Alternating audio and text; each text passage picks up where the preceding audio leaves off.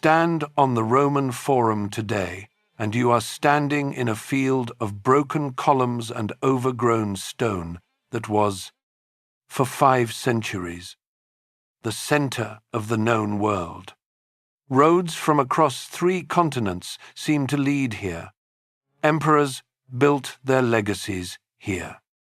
Every civilization that came after borrowed from it, whether they knew it or not. Rome did not become eternal by accident.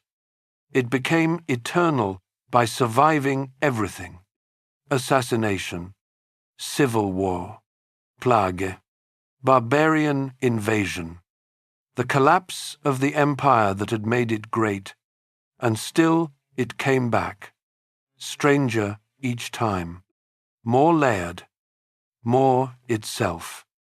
This is not simply a story of battles and emperors, though there are plenty of both.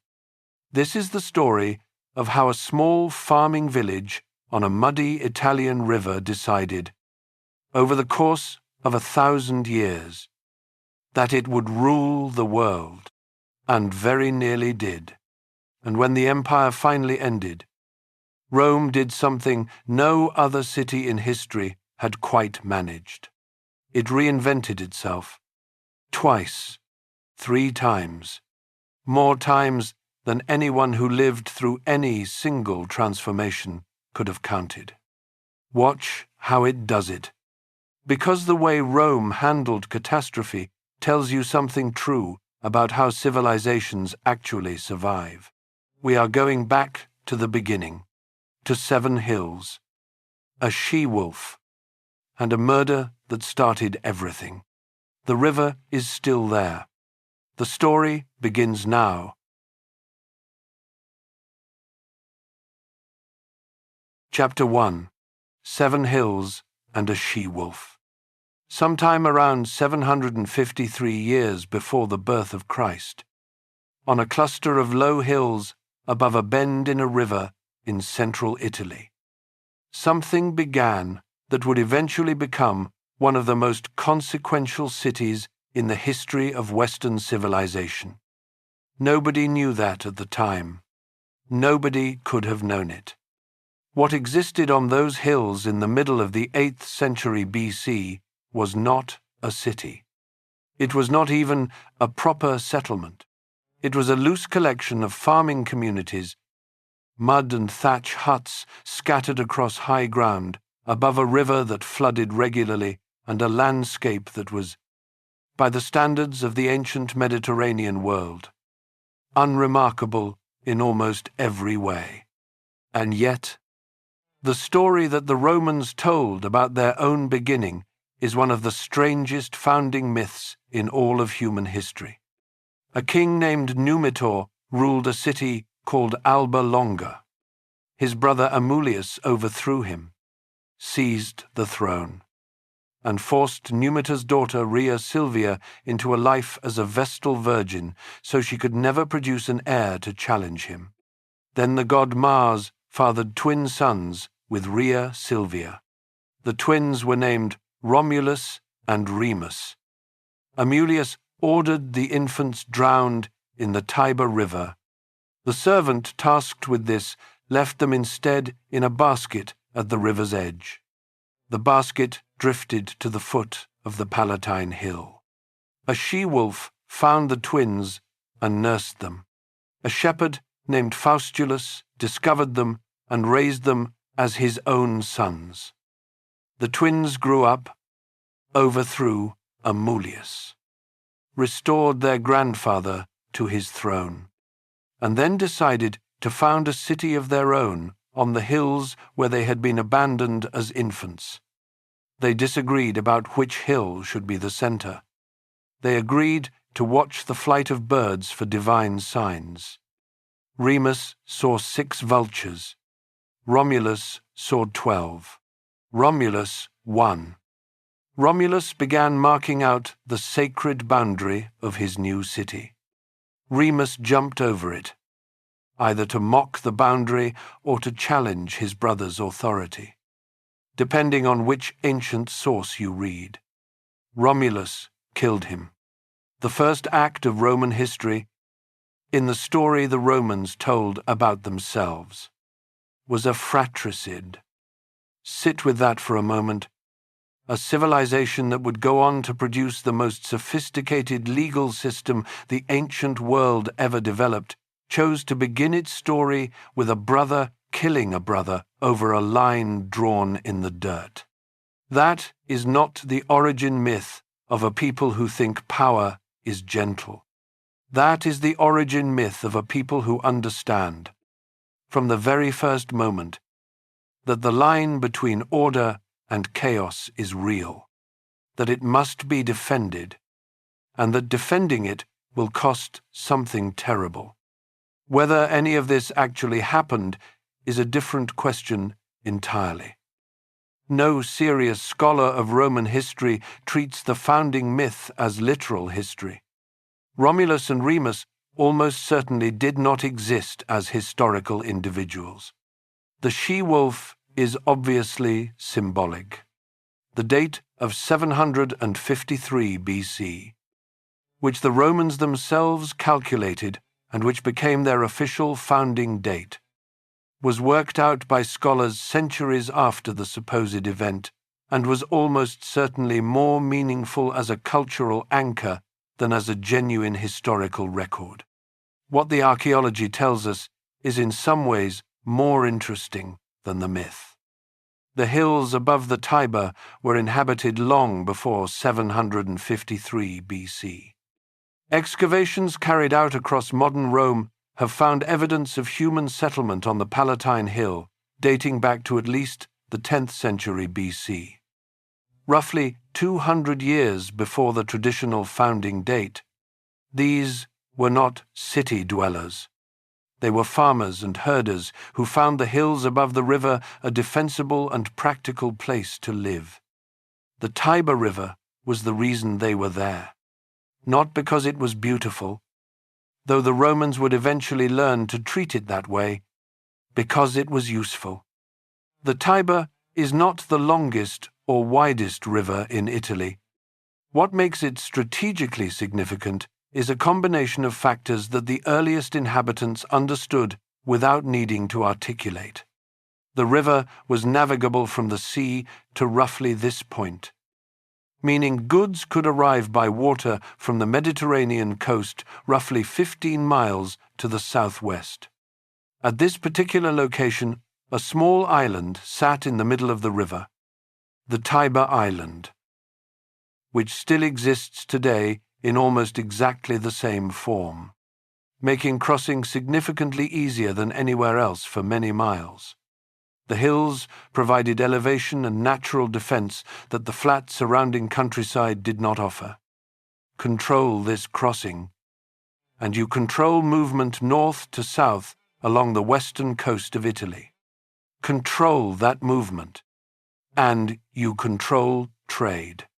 Control trade in the ancient Mediterranean world, and you have the foundation of everything that follows. This is how great cities are actually born, not from prophecy or divine favor, from logistics. By around the 8th century BC, the scattered farming communities on the hills above the Tiber crossing had begun to coalesce. The archaeological record shows the first evidence of a unified settlement on the Palatine Hill around 750 BC, close enough to the traditional founding date to suggest that the Romans, when they later calculated their origin, were working from genuine folk memory rather than pure invention. But the people who built this early settlement were not the dominant power in the region, not even close. To the north, stretching across what is now Tuscany, was a civilization that had already achieved things the hill farmers above the Tiber could barely imagine. The Etruscans were a sophisticated, urbanized, literate people whose achievements are not in question. They built proper cities with planned street grids. They produced art of genuine refinement. They had an alphabet adapted from the Greeks, which the Romans would eventually adapt from the Etruscans. which means that every letter you are reading right now traces its ancestry. Through Latin, through Etruscan, to the Greek colonies of southern Italy in the 8th century BC. The Etruscans were also, for a significant period, the effective rulers of early Rome. This is something Roman historians later preferred not to discuss at length. The tradition of the 7 kings of Rome, covering the period from the founding to the establishment of the Republic in 509 BC, preserves what are almost certainly genuine memories of Etruscan dominance over the early city. The last 3 kings in the traditional list have Etruscan names. The drainage system that made the valleys between the hills habitable was Etruscan engineering. The great temple to Jupiter on the Capitoline Hill was built in the Etruscan style with Etruscan craftsmen. The toga that became the defining garment of Roman civic identity was borrowed from Etruscan dress.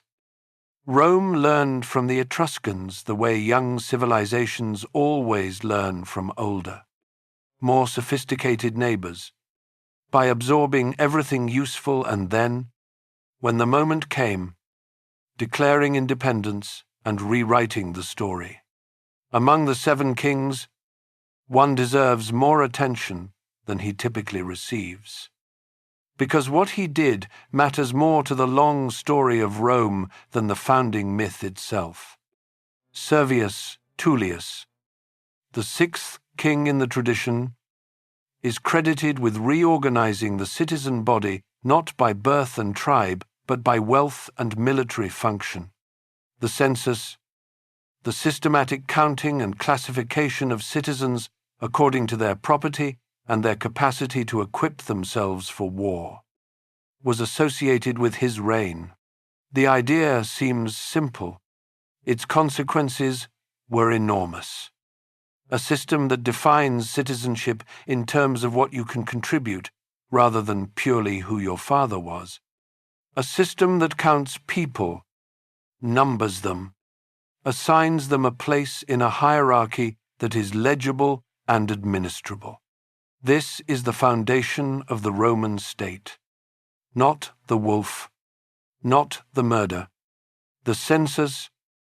Without the census, there is no Roman army organized by function.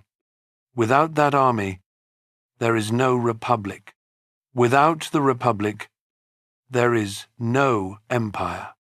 The man who invented the counting of citizens is, in this reading, more consequential to Roman history than the man who killed his brother over a line in the dirt. The last king, Tarquinius Superbus. Tarquin the Proud does not reform anything. He rules badly and arrogantly. He treats the Senate as an obstacle. His son Sextus Tarquinius assaults a noblewoman named Lucretia, who kills herself after naming her attacker. Her kinsman Lucius Junius Brutus, who had spent years pretending to be a simpleton to survive at the Tarquin court, uses the outrage to organize the aristocracy against the king. Tarquin is expelled. The monarchy is abolished. The republic begins. Whether these exact events occurred is a question historians approach with appropriate caution. What is not in question is the significance of the story the Romans constructed around them. The Republic was not simply a different system of government. It was a moral statement. Kingship was tyranny. The citizen who submitted to a king had given up something essential about what it meant to be Roman. That belief shaped everything that followed for the next 5 centuries. Every Roman politician who ever lived had to operate within that framework. Every Roman who sought power had to be careful not to look like a king. They were wrong about that eventually. Of course, but the story of how they were wrong, and why it took so long for the reality to catch up with the myth, is one of the greatest political dramas in human history. The she-wolf is still the symbol of Rome. You see her everywhere in the city today, in sculptures and murals, and on the crest of the city's football club, and on the walls of restaurants 3 blocks from where the original huts stood on the Palatine Hill. She is nursing 2 infants who will grow up to murder each other. The city chose that image as the face it shows to the world. The city that built the most sophisticated legal system in the ancient world began with a crime. The city that defined civilization for 1,000 years began as an abandoned child on a muddy riverbank. There is something in that combination of the brutal and the miraculous that the Romans understood about themselves from the very beginning. They were not gentle people building a gentle city. They were people who had survived being thrown away, who had been nursed by something wild, who had grown up knowing that the boundary between life and death was a line you had to be willing to defend with everything you had. The republic they were about to build would reflect all of that. Its genius would be real. Its cruelty would be real. Its capacity for self-destruction would be, in the end, the most real thing of all, but that comes later. For now, it is 753 BC. The hills above the Tiber are small. The huts are made of mud and thatch. The river below smells of the farms that drain into it. A line has been drawn in the dirt. A brother has been killed for crossing it. Rome has begun. Chapter 2. The Republic that changed everything. In 509 BC, the Romans did something that almost no people in the ancient world had done before them. They looked at the system of government they had lived under for 200 years, decided it was wrong in principle, and replaced it with something entirely new. Not because a foreign power conquered them, not because a natural disaster destroyed the old system, because they made a collective moral judgment that one man holding absolute power over other men was a form of tyranny that free people should not accept. That judgment, made by a community of farmers and soldiers on 7 hills in central Italy, is one of the most consequential political ideas in the history of Western civilization. Every republic that has existed since, every system that has tried to distribute power rather than concentrate it, every constitution that has tried to protect citizens from unchecked authority, owes something to what the Romans built after they threw out their last king. The system they created was not a democracy. It is important to be clear about this from the beginning. The Roman Republic was an oligarchy with democratic elements, designed primarily to distribute power among the small group of aristocratic families who made up the Roman elite. The patricians, while giving the broader citizen body just enough participation to feel invested without giving them enough to fundamentally challenge it, but within those limits, it was a genuine political innovation of the first order. The core of the new system was simple and brilliant. Instead of one king ruling for life, 2 men called consuls would share executive power for 1 year only. At the end of that year they would step down, return to private life, and be replaced by 2 new consuls elected by the citizen assembly. The genius was not the election. It was the limitation of time. A king who rules for life has every incentive to accumulate power, because every day of his reign is another day to entrench his position. A consul who rules for 1 year knows from his first day that he will be a private citizen again in 12 months. He knows the Senate, the body of elder statesmen whose collective authority balanced the consuls. will be watching everything he does and will remember it long after his term ends. He knows his co-consul can veto any decision he makes. The Latin word veto means simply "I forbid," and it came directly from this arrangement. The Roman system was designed to make the abuse of power expensive, not impossible, as history would eventually demonstrate, but expensive enough that for 5 centuries it more or less worked. The Senate sat at the center of everything. It was composed of former magistrates who retained their senatorial status for life, which meant it accumulated experience in a way that annual magistrates never could.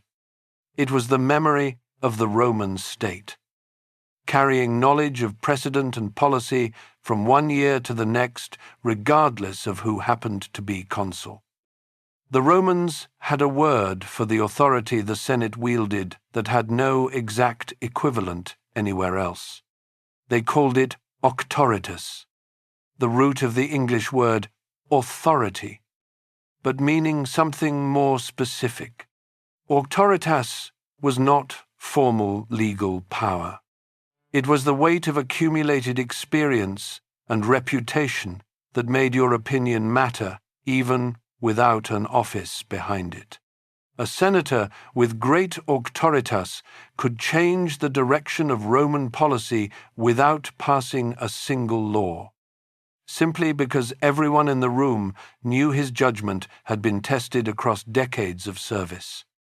This is a profoundly Roman idea, power that comes not from birth or wealth alone, though both helped, but from a demonstrated record of doing the job well.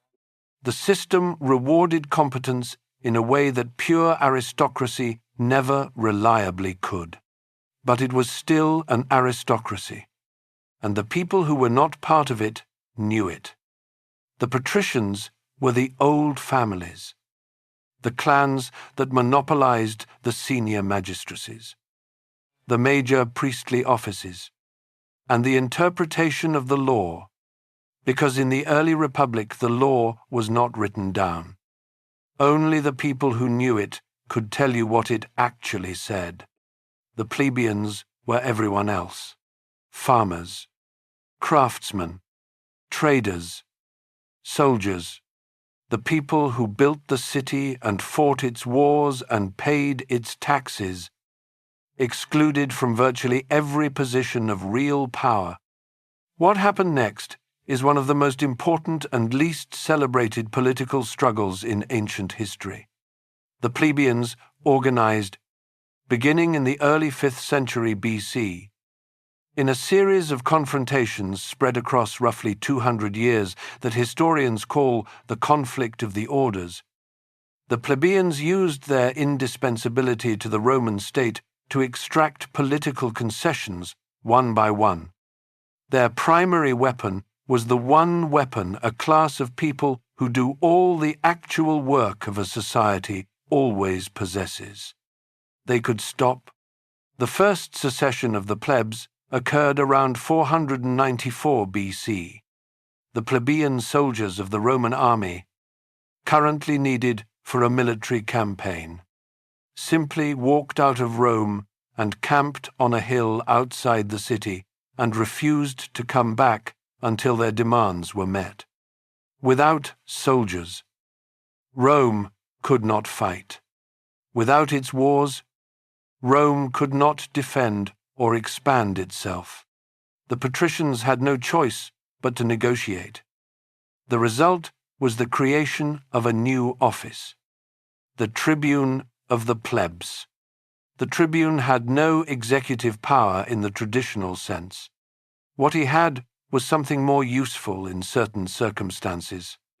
His person was sacrosanct, meaning anyone who physically harmed him could be killed by any citizen without legal consequence. And he had the power of veto over any action of any magistrate that he judged harmful to plebeian interests. One man, elected by the plebeians, with the power to say no to anything the Roman state tried to do to his constituents, and untouchable while doing it. The tribune of the plebs is one of the genuinely original political inventions of the Roman Republic. Nothing quite like it had existed before. It was not a governing office. It was a blocking office, designed not to make decisions, but to prevent decisions from being made. The Romans understood, earlier than almost anyone else in the ancient world, that protecting the weak from the strong required institutional mechanisms that the strong could not simply override when they found them inconvenient. The 12 tables followed in around 450 BC. The plebeians had demanded that the law be written down, so that the patricians could no longer interpret it however was most convenient. What resulted was the first written legal code in Roman history. 12 bronze tablets displayed in the forum where any citizen could read them. Most of the content was mundane by modern standards. Rules about property, debt, inheritance, legal procedures, but the principle behind it was revolutionary. The law existed independently of the people who administered it.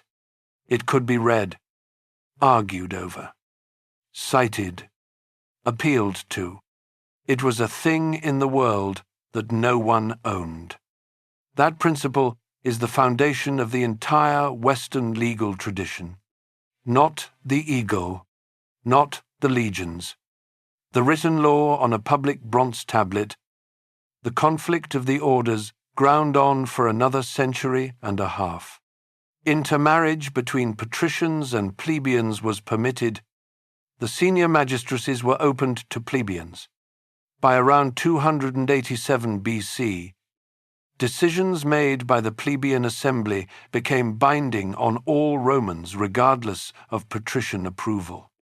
A new elite had emerged from the 200-year struggle, mixing old patrician families with plebeian families that had risen through the political system. The Romans called this new elite the nobiles, defined not by birth alone, but by whether your family had held the consulship. This is worth pausing on. The Roman elite defined itself by political achievement. If your family had produced a consul, you were noble. If not, you were not, regardless of how ancient your lineage or how large your fortune. That design created a constant pressure toward political participation at the highest level. It also created something more dangerous. A class of people who spent their lives competing for the same offices and the same honors.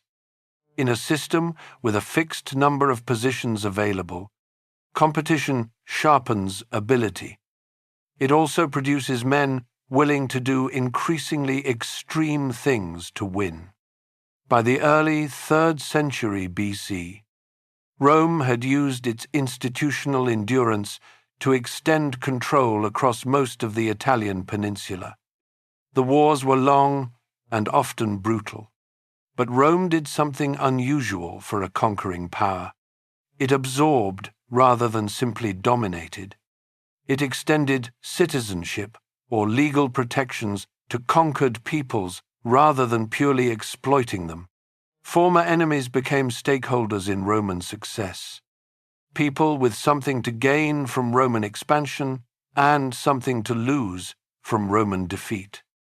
By the time Rome came into conflict with the greatest external enemy it would ever face, it could draw on the resources of an entire peninsula rather than just a single city.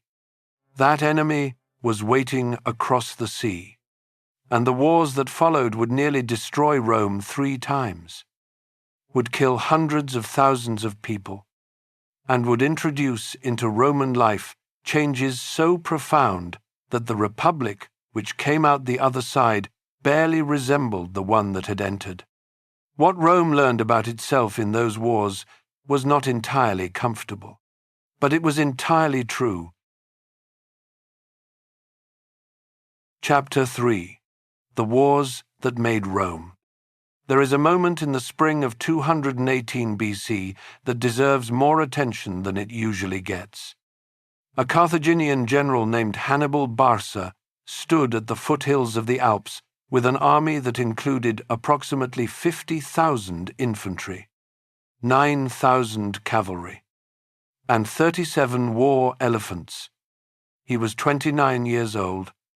He had already marched from Carthage's territory in Spain across southern Gaul, a distance of roughly 1,500 miles, through hostile terrain and against the resistance of local tribes. He had crossed the Rhone River with war elephants in a feat of logistics that military historians still study with genuine admiration. Now he was looking at the Alps. The Romans had not expected this. It was not a reasonable thing to do. The Alps in autumn were not simply mountains in the way that word suggests to someone who can drive through them in a heated car in under 2 hours.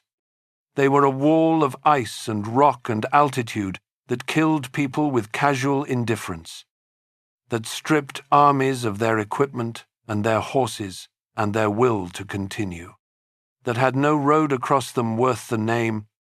Hannibal crossed them anyway. The crossing took approximately 15 days.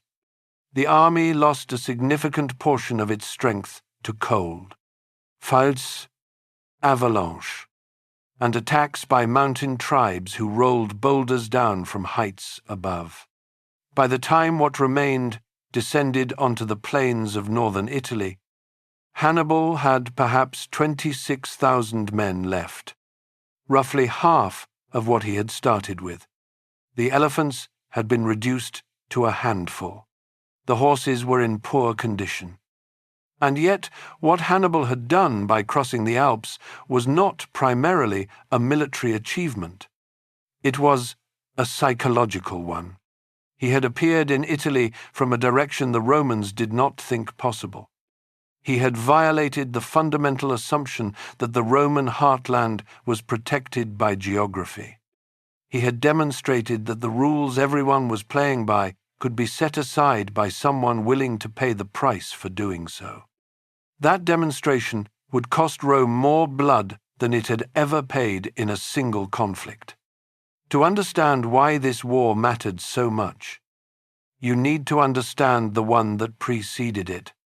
Carthage was a city on the northern coast of Africa, roughly where modern Tunis stands today, founded by Phoenician settlers sometime around 814 BC. Roughly at the same period, Rome itself was beginning. For nearly 3 centuries, the two cities had developed in parallel, neither close enough to threaten the other nor far enough apart to be irrelevant. Carthage was in many respects the more impressive civilization of the two in their early centuries. It controlled the major trading routes of the Western Mediterranean. Its navy was the most powerful in the ancient world. It was wealthy in ways that Rome, still primarily a land-based agricultural power, was not yet. The flashpoint was Sicily, the large island at the toe of the Italian boot. When a local conflict there drew both Rome and Carthage into involvement in 264 BC, neither side initially expected a major war. What resulted was the longest continuous war the Mediterranean world had yet seen, lasting 23 years. Rome in 264 BC had no significant navy. When the First Punic War made naval power essential, Rome did not simply accept this disadvantage. It built a navy from scratch in a matter of months. According to the ancient historian Polybius, the Romans used a beached Carthaginian ship as a model and constructed their first fleet while simultaneously training rowers who had never been to sea. Then they invented a boarding bridge that could lock onto an enemy vessel and turn a naval engagement into something more like a land battle, which was what Roman soldiers knew how to fight. The First Punic War ended in 241 BC with a Roman victory. Carthage surrendered Sicily. Rome had become a naval power and a territorial empire extending beyond Italy. But the war had produced in Carthage a generation of leaders determined not to let the outcome stand. The most important was Hamilcar Barca. Hannibal's father, Hamilcar spent the years after the war building a new power base in Spain, using Spanish silver mines to fund a new army and training his sons for what he saw as an inevitable second round. He died in Spain in 228 BC. When Hannibal was 9 years old, the tradition recorded by ancient writers holds that Hannibal had begged his father to take him to Spain and that Hamilcar agreed only after Hannibal swore an oath of eternal enmity toward Rome. Whether that oath was actually sworn cannot be confirmed from the surviving evidence. What is not in question is that Hannibal prosecuted his war against Rome with a consistency and ferocity that made the story feel true regardless. The Second War began in 218 BC with Hannibal's capture of a Spanish city called Saguntum, which had treaty connections with Rome. The Romans demanded his surrender. Carthage refused, and Hannibal set out on the march that ended at the foot of the Alps. The first major engagement after the crossing was at the Tiber River in December of 218 BC. Hannibal's cavalry and his understanding of terrain allowed him to position his forces so that the Roman army attacked into a killing ground it had not recognized. Rome lost somewhere around 20,000 men. They were shocked but not broken. The second major engagement was at Lake Trasimene in April of 217 BC. Hannibal used the topography of the lakeside road and morning fog to conceal his entire army in the hills above. The Roman column marching along the road walked into a devastating ambush. Contemporary ancient accounts and modern military historians describe Trasimene as one of the largest and most successful ambushes in the ancient military record. Approximately 15,000 Romans were killed, including the consul commanding the army. Another 10,000 were captured. The engagement lasted about 3 hours. Still, the Romans refused to break. The Roman response was to appoint a dictator. The emergency magistracy the Republic had built into its system for exactly such moments.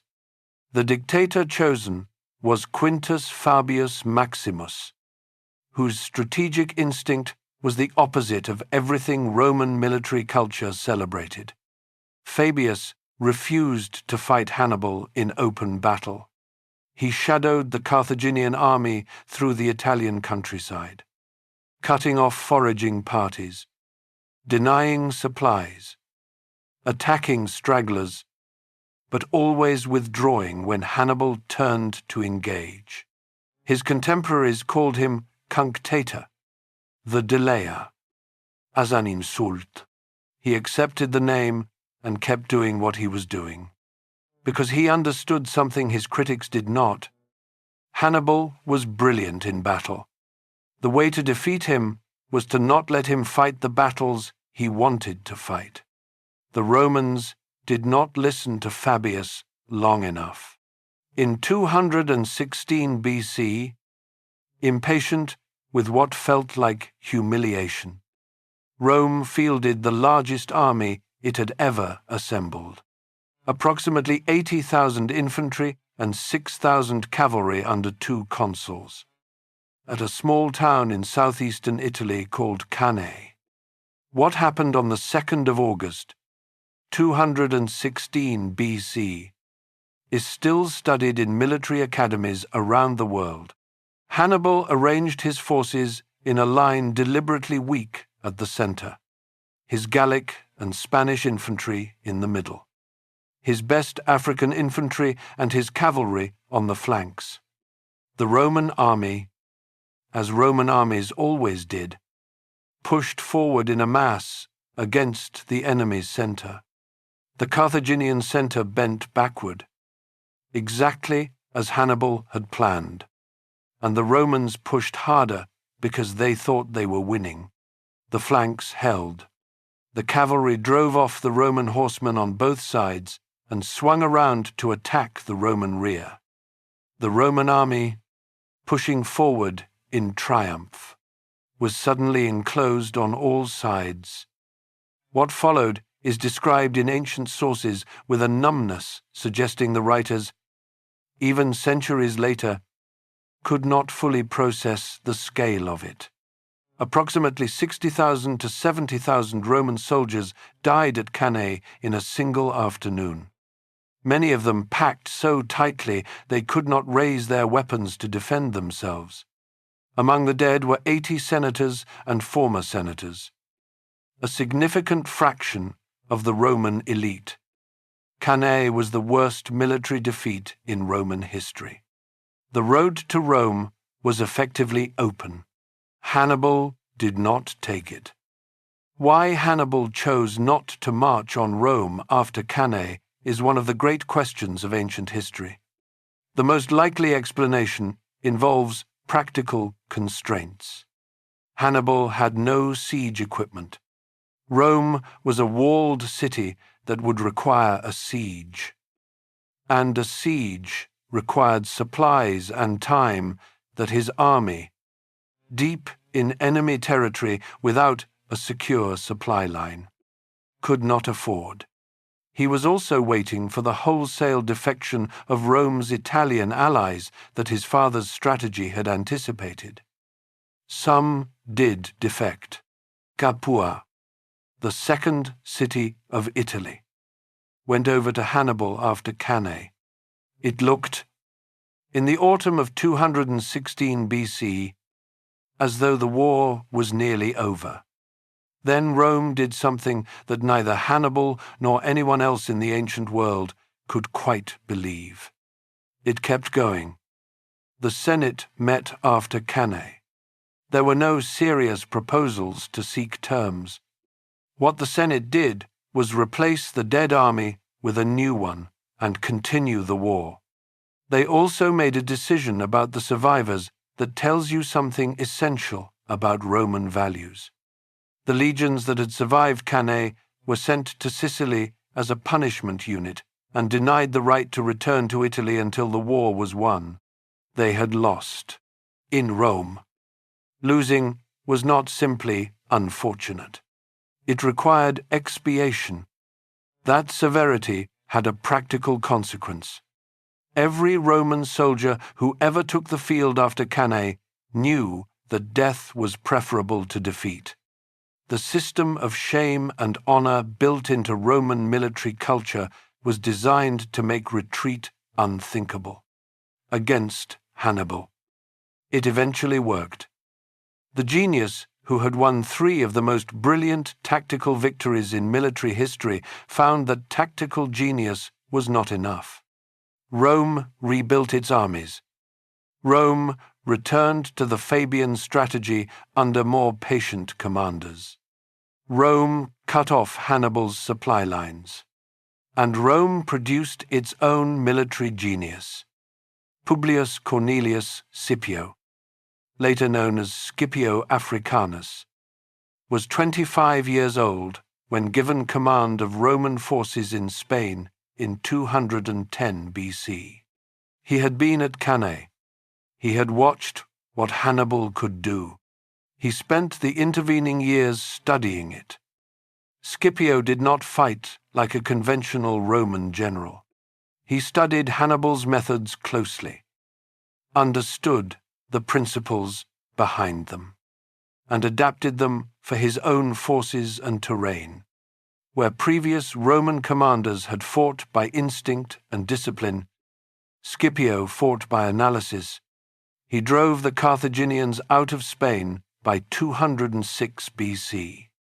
Then he proposed something no Roman commander had attempted. He proposed taking the war to Africa. The logic was impeccable.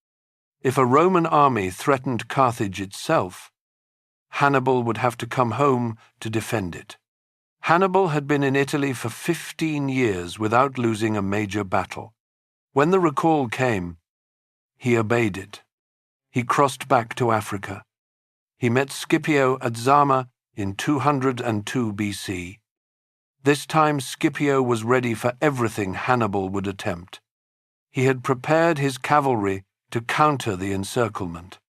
He had trained his infantry to open lanes for the Carthaginian war elephants rather than be broken by them. Hannibal lost. It was not a total rout. Hannibal fought brilliantly at Zama.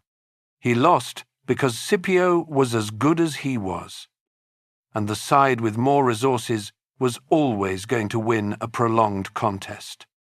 Carthage sued for peace. Its navy was reduced to 10 ships. It was required to pay a large indemnity over 50 years. It was forbidden from making war without Roman permission.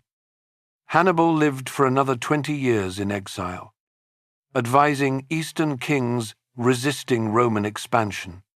The Romans eventually pressured his final host to surrender him. According to ancient sources, Hannibal carried poison in a ring. When he learned he would be handed over, he took it. He was in his mid-60s. His entire adult life had been dedicated to one purpose. He chose how it ended.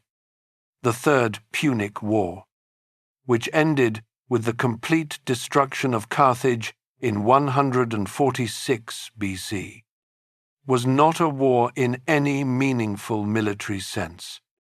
It was the elimination of a city that was no longer a genuine threat by a Rome that had decided, after 50 years of uneasy peace, that Carthage's mere existence was intolerable.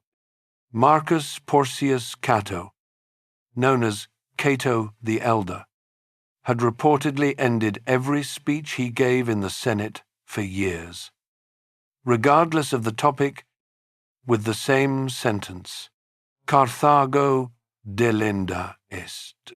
Carthage must be destroyed. Whether he did this every single time is disputed by historians. What is not disputed is that he represented a strain of Roman thinking that regarded Carthage not as a defeated rival to be managed, but as a wound that would never fully heal. Rome besieged Carthage in 149 BC. The city held out for 3 years.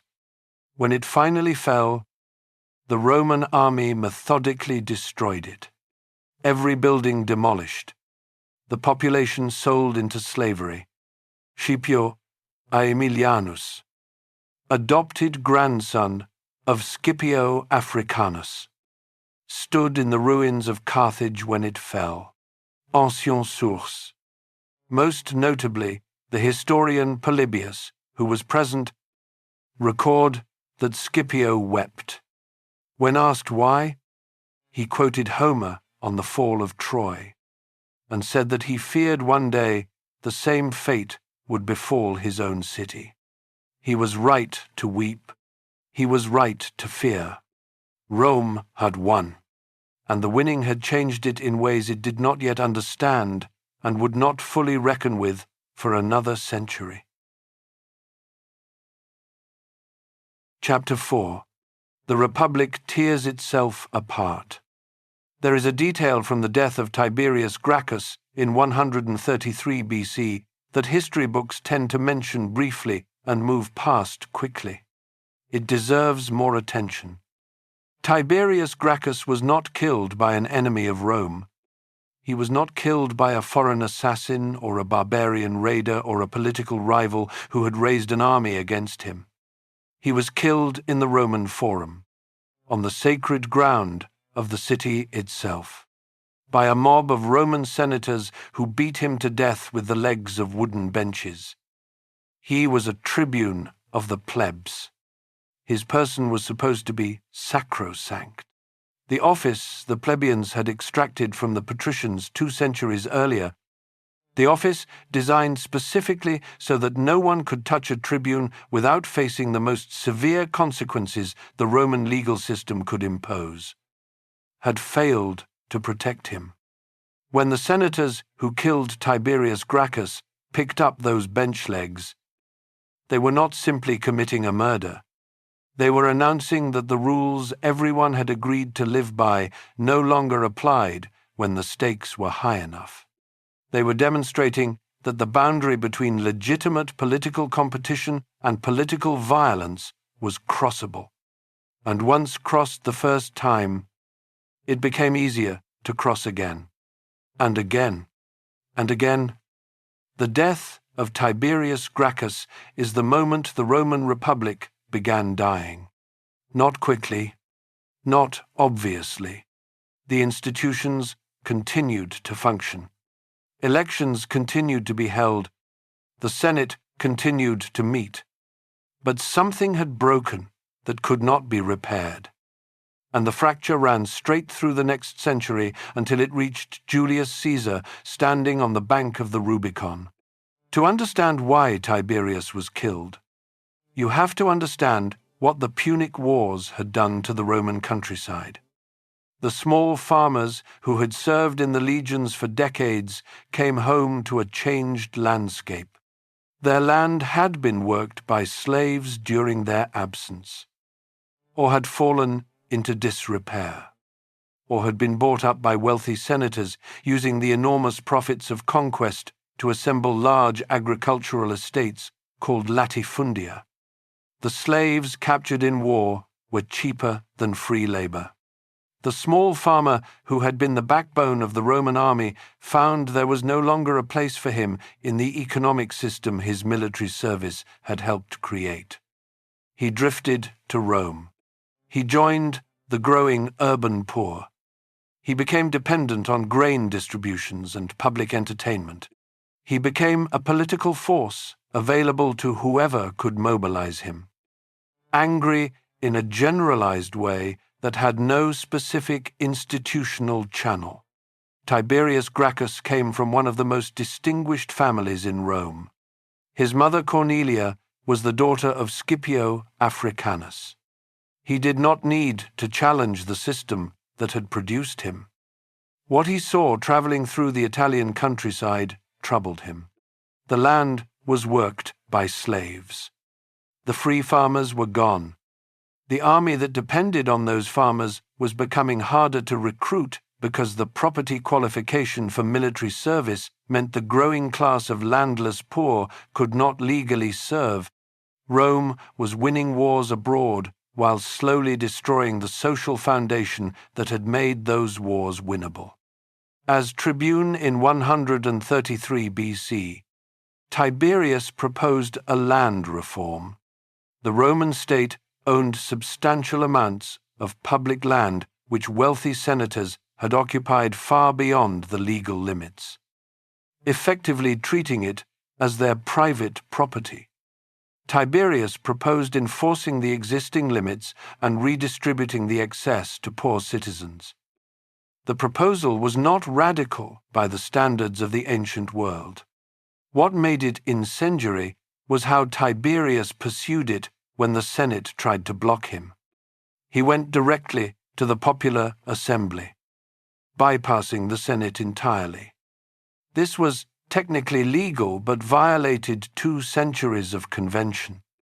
When a fellow tribune vetoed the proposal on behalf of senatorial interests, Tiberius did something unprecedented. He had the vetoing tribune removed from office by a popular assembly vote, arguing that a tribune acting against the interests of the people had forfeited the authority that came from the people. The logic was coherent. The precedent was catastrophic.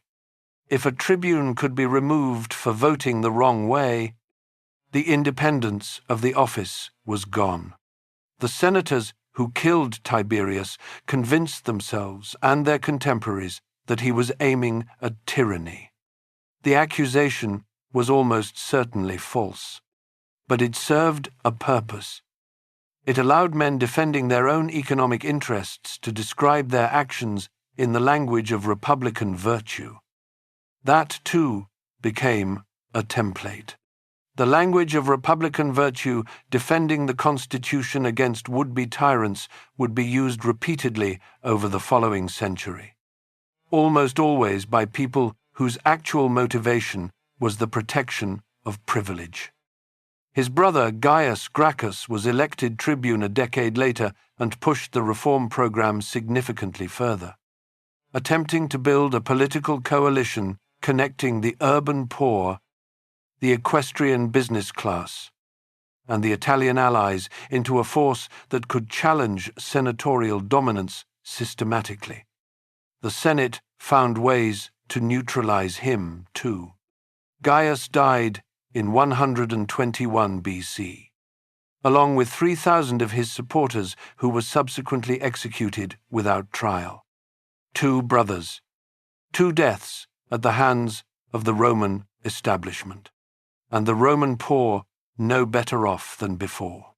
But something had changed that the deaths of the Gracchi could not reverse.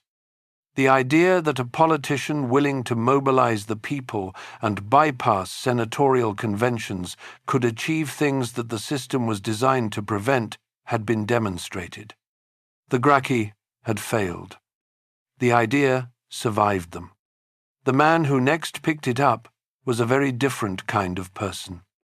Gaius Marius came from a municipal family outside Rome, not from the senatorial aristocracy.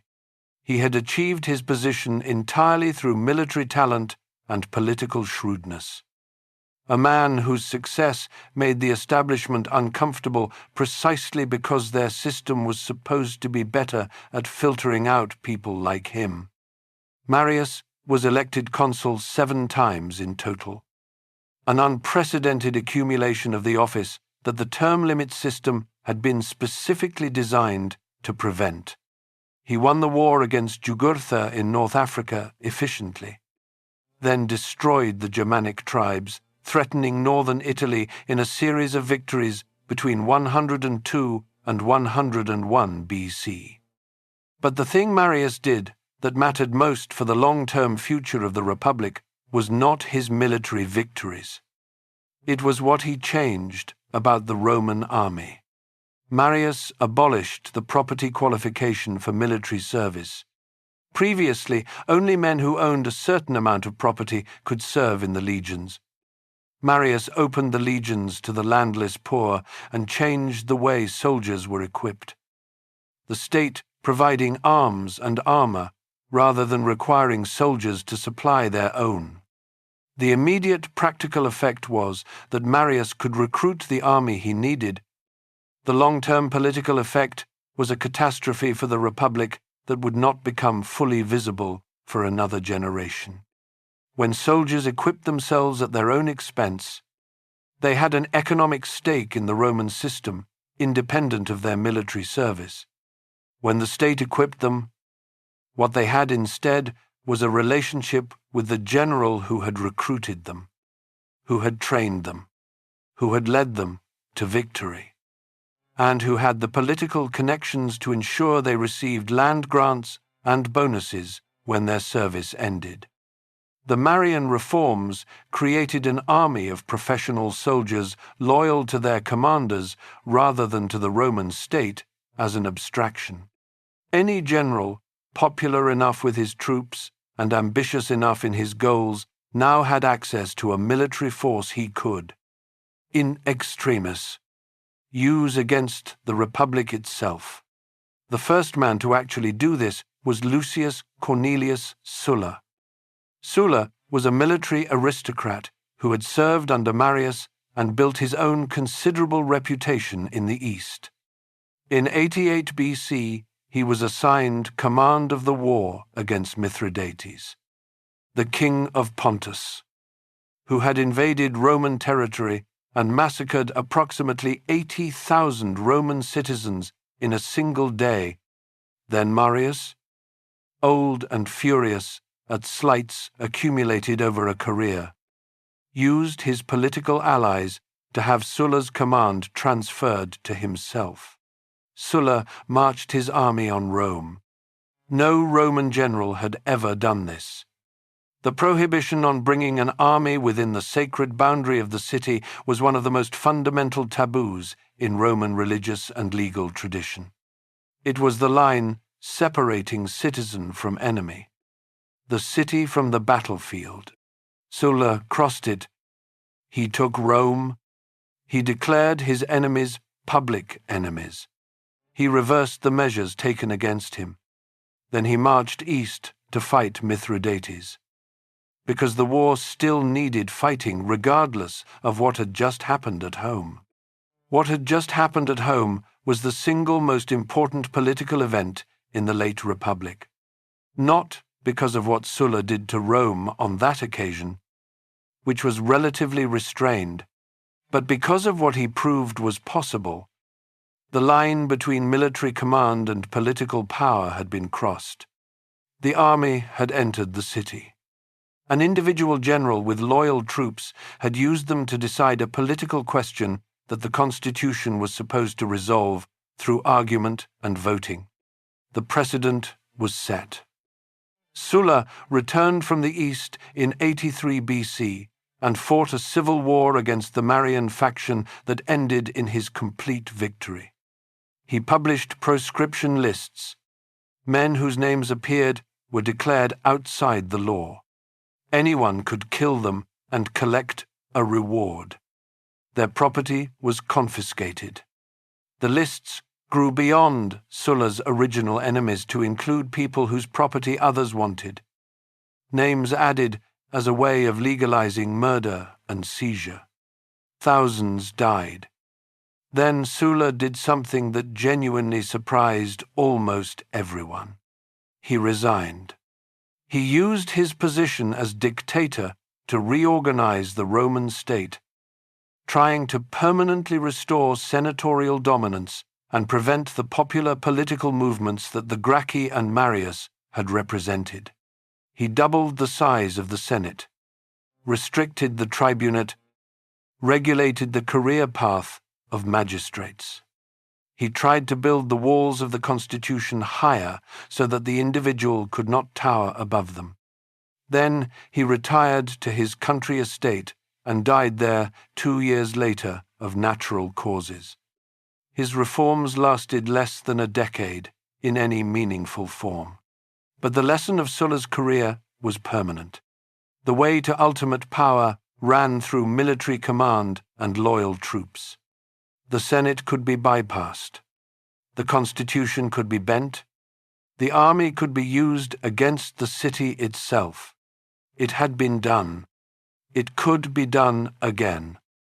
The generation that came of age in the shadow of Sulla's example contained the men who would take that logic to its ultimate conclusion. Their names were Cicero, Crassus, and Caesar. And what they did to each other and to the republic they all claimed to be serving is a story that ends with one of them dead in a ditch in Egypt, one lying in a pool of blood on the floor of the Senate, and one standing at a river crossing in northern Italy on a winter morning, making a decision that would end 500 years of republican government forever. Chapter 5. 3 Men and a Broken Republic. There is a river in northern Italy called the Rubicon that you cannot visit today in any meaningful sense. Not because it does not exist, but because no one is entirely certain which modern river it corresponds to. The channel has shifted. Several small rivers between Ravenna and Rimini have been proposed as the authentic site, and none has been definitively confirmed. What you can visit is the idea of it. On a winter morning in January of 49 BC, Gaius Julius Caesar stood at the bank of that river with the 13th Legion at his back. Ahead of him was legally defined Roman territory into which no general was permitted to bring armed forces.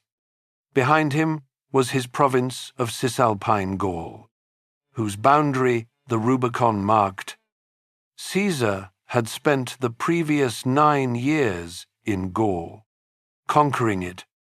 Before he arrived, the territory of modern France and Belgium and parts of Germany and Switzerland was a mosaic of Celtic and Germanic tribal territories outside Roman control.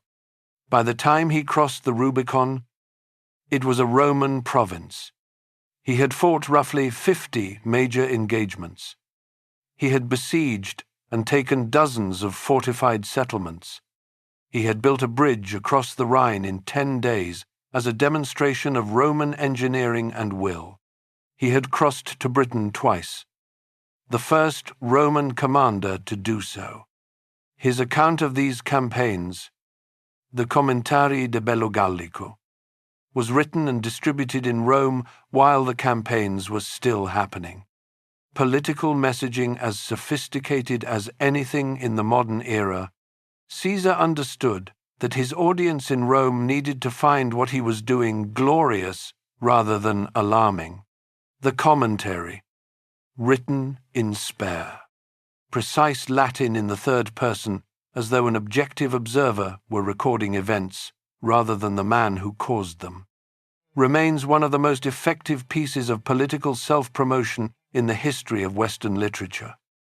The campaigns were also, by any honest accounting, a humanitarian catastrophe for the people of Gaul.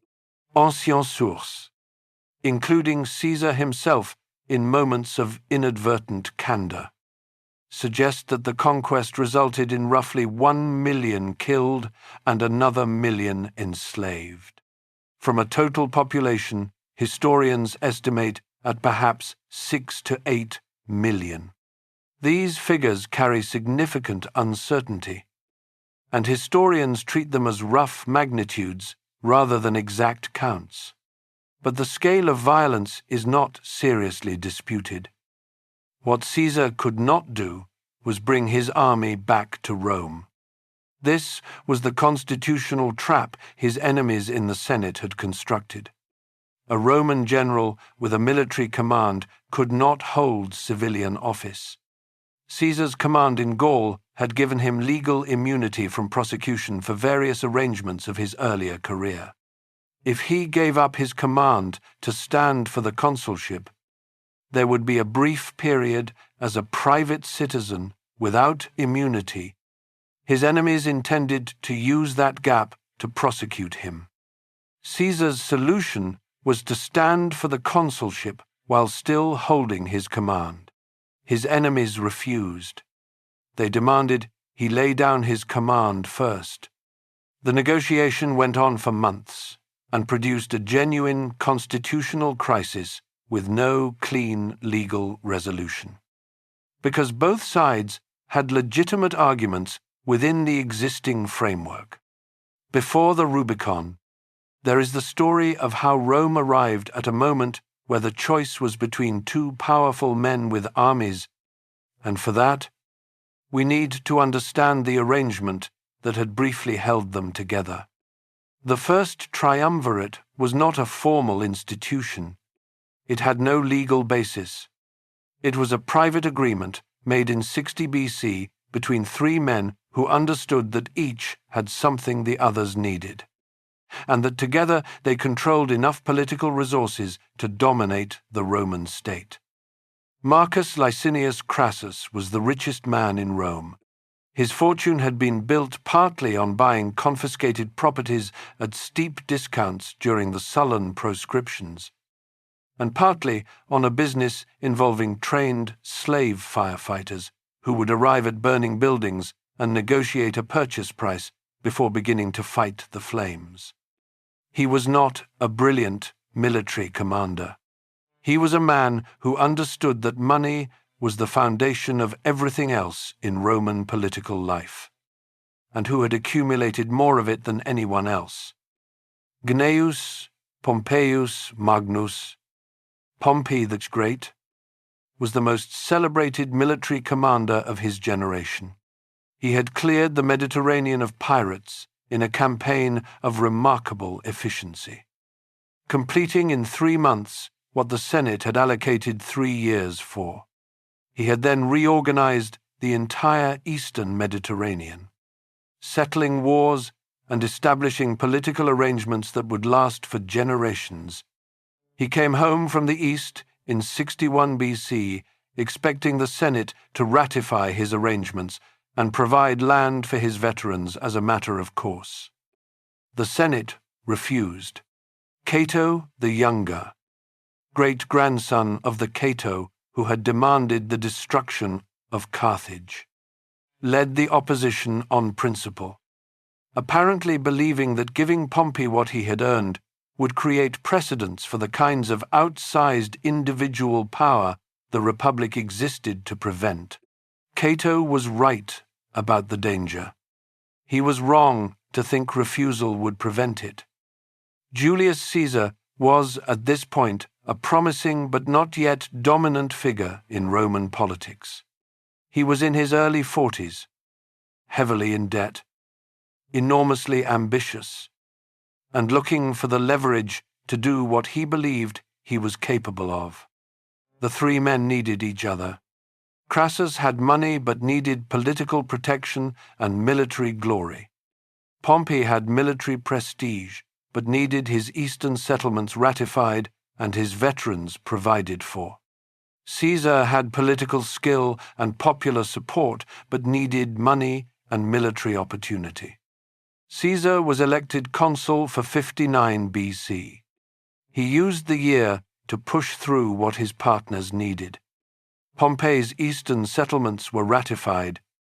Land was distributed to Pompey's veterans. Crassus received financial arrangements favorable to his business interests. In return, Caesar received the command in Gaul that would make him what he became. The years in Gaul transformed Caesar from a successful politician with a military command into something the Roman world had not seen since Sulla, a general with an experienced, loyal, victorious army whose men had followed him through 9 years of the hardest military campaigning in the ancient world. Caesar knew his centurions by name. He shared physical hardships with his men. He was conspicuously brave in battle, personally present at dangerous moments in a way his troops noticed and remembered. He paid well and rewarded loyalty consistently. The 13th Legion that stood with him at the Rubicon had been with him through years of campaigns in terrain and conditions that few other armies had survived. Meanwhile, the triangular arrangement that had balanced the first triumvirate was dissolving. Crassus had died at the Battle of Carrhae in 53 BC, leading a military expedition against the Parthians, motivated by his desire for the military glory his partners already possessed. His death left Caesar and Pompey facing each other across an increasingly polarized political landscape. Pompey had drifted toward the senatorial conservatives as Caesar's power grew. His marriage to Caesar's daughter Julia, which had been a genuine bond of affection as well as political alliance, had been ended by Julia's death in childbirth in 54 BC. Without that personal connection, the political differences between the two men became impossible to manage. Marcus Tullius Cicero watched all of this with the particular anguish of a man who understood exactly what was happening and had no way to stop it. Cicero was the greatest orator of his age, possibly of any age in the Latin tradition. His speeches, letters, and philosophical writings survive in enormous quantity. He was also, in the end, a man whose genius was insufficient to the task of saving a system that had already decided to destroy itself. He wrote letters throughout this period that are among the most valuable documents from the ancient world, not because of what they reveal about great events, though they reveal a great deal, but because of what they reveal about the texture of political life in a society coming apart. Cicero was frightened. He was often uncertain. He made mistakes he recognized afterward. He was not a hero of legend. He was a brilliant, anxious, sometimes vain man doing his best to hold together something he loved in circumstances beyond his control. When Caesar crossed the Rubicon, Cicero's letters from the weeks that followed show a man trying to decide what to do and finding no good options. He eventually chose Pompey's side. Not from conviction that Pompey would win, but from a sense that the constitutional principle Pompey nominally represented was worth fighting for. The civil war between Caesar and Pompey lasted roughly 4 years, from the Rubicon crossing to the final defeat of Pompeian resistance. It was fought across the entire Mediterranean, in Italy, in Greece, in Egypt, in North Africa, in Spain. It killed tens of thousands of Roman soldiers who were killing each other rather than Rome's external enemies. Pompey was defeated at the Battle of Pharsalus in Greece in 48 BC. He fled to Egypt, where he expected refuge from a king whose throne had been stabilized partly through Roman support. Instead, he was killed as he stepped ashore, on the orders of the young Egyptian king Ptolemy XIII, whose advisers had calculated that harboring Caesar's defeated enemy was too dangerous. Caesar, arriving in Egypt shortly after, was presented with Pompey's severed head as a gift. According to ancient sources, he wept. Whether Caesar actually wept for Pompey is something the historical record cannot confirm. What the story preserves, true or constructed, is something important about how the Romans understood the tragedy of the Civil War. These were not barbarians destroying civilization from outside. These were Roman nobles, bound by decades of shared service, tearing each other apart over personal ambition, wrapped in the language of constitutional principle. That was worth weeping about, whoever had won. In Egypt, Caesar encountered Cleopatra VII. She was a ruler of considerable political intelligence who recognized in Caesar the force most capable of stabilizing her position in a dynastic dispute with her younger brother. The alliance served them both. Caesar became her ally, helped secure her throne, and fathered a son with her named Caesarion. Caesar returned to Rome in 46 BC and celebrated 4 triumphs in succession. He was appointed Dictator Perpetuo, dictator in perpetuity.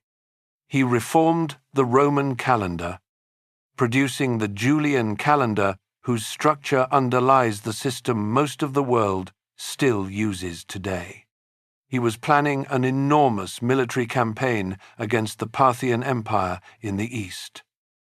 And then, on the 15th of March, 44 BC, in a meeting of the Senate at the Theatre of Pompey, a group of approximately 60 senators gathered around him under the pretense of presenting a petition. Each carried a concealed knife, the Ides of March, the most famous political assassination in Western history. The leader of the conspiracy was Gaius Cassius Longinus, who had the practical grievances and strategic intelligence to organize the plot. The man whose name history remembers most prominently was Marcus Junius Brutus, who claimed descent from the Brutus who had expelled the last Tarquin king, a lineage that turned him into a symbol of republican virtue that his fellow conspirators deliberately recruited. Caesar had pardoned Brutus after Pharsalus. He had shown him favor and trusted him. Whether Caesar spoke any last words at the moment of his death is something the historical record cannot establish with certainty. What the sources agree on is that he was stabbed 23 times. that only one wound was immediately fatal, and that he fell at the base of the statue of Pompey. The men who killed Caesar believed they were saving the Republic. They had planned the assassination carefully. They had thought much less carefully about what would happen next. They had no program. They had no plan for the succession of power. They had removed the most powerful man in Rome without replacing the system that had made his power possible. And that system was broken. The conspirators marched through the streets waving their bloody daggers, appealing to the Roman people to celebrate their liberation. The Roman people looked at them and felt something closer to confusion and terror than gratitude. Caesar had been popular. His soldiers were in Rome and the surrounding territory. His money was in the hands of his lieutenant Mark Antony. His will, when opened, left a cash gift to every Roman citizen and his gardens to the public. The conspirators had killed the man. They had not killed the conditions that had produced him. Cicero spent the next 2 years producing the finest political speeches of his career, attacking Mark Antony in a series of orations he called the Philippics. They were brilliant. They were ineffective. Antony and Caesar's adopted son Octavian formed their own alliance, the Second Triumvirate, published proscription lists, and Cicero's name appeared on them. He tried to flee by sea. The men sent to kill him caught up with him on the road. He was 63 years old. He put his head out of his litter and told his killers to do their job properly. His head and hands were brought back to Rome and displayed on the rostra in the Forum, the speaker's platform from which he had delivered so many of his speeches. The most eloquent voice of the Roman Republic fell silent in 43 BC, a year after the assassination that was supposed to save it. He had understood everything that was happening and been unable to stop any of it. His letters are full of a melancholy awareness that the system he loved was beyond saving, combined with an inability to stop trying to save it anyway. That combination of clear-eyed despair and continued engagement is not the worst thing a person can bring to a losing fight. The civil wars that followed consumed another 14 years. Antony and Octavian defeated the conspirators at Philippi in 42 BC. Brutus and Cassius killed themselves after their defeat. Antony and Octavian then turned on each other. The war ended at the Battle of Actium in 31 BC. A naval engagement off the coast of western Greece in which Octavian's forces defeated the combined fleet of Antony and Cleopatra. Antony and Cleopatra fled to Egypt. Antony killed himself. Cleopatra, facing the prospect of being displayed in Octavian's triumph in Rome, killed herself as well. The method described in ancient sources was the bite of a venomous snake. Though some modern historians have proposed alternative possibilities that the surviving evidence cannot exclude, Caesarion, the son of Caesar and Cleopatra, was killed on Octavian's orders. He was 17 years old. Octavian stood in Alexandria in 30 BC as the unchallenged master of the entire Roman world. He was 32 years old. He had been fighting for power since the age of 18. He had won every battle and every political contest he had entered. He went back to Rome, and he began the most extraordinary exercise in political reinvention in the ancient world. How do you hold absolute power in a society that has spent 500 years defining itself by its rejection of absolute power? His solution to that problem would define the next 4 centuries of Roman history. And it began with a word: not emperor, not king, not dictator. He called himself Augustus. Chapter 6. Augustus and the Art of Pretending Not to be an Emperor. On the 16th of January, 27 BC, Octavian walked into a meeting of the Roman Senate and did something that no one in the room entirely believed. He gave power back. He announced that the emergency was over. The civil wars had ended. The Republic could be restored. He was returning control of the provinces and the armies to the Senate and the Roman people. He was, in his own framing, simply a citizen among citizens again. The senators sat in silence for a moment. Then they began arguing among themselves about what to do. Then they begged him to stay. This was not spontaneous. The entire scene had been choreographed with the precision of a theatrical production. Because Octavian understood something about the Romans that his adoptive father, Julius Caesar, had understood intellectually but had failed to apply politically. The Romans could accept almost any concentration of power as long as it did not look like a concentration of power. They could be governed by one man as long as that man maintained the performance of not governing them alone. Caesar had been offered a crown and refused it publicly 3 times.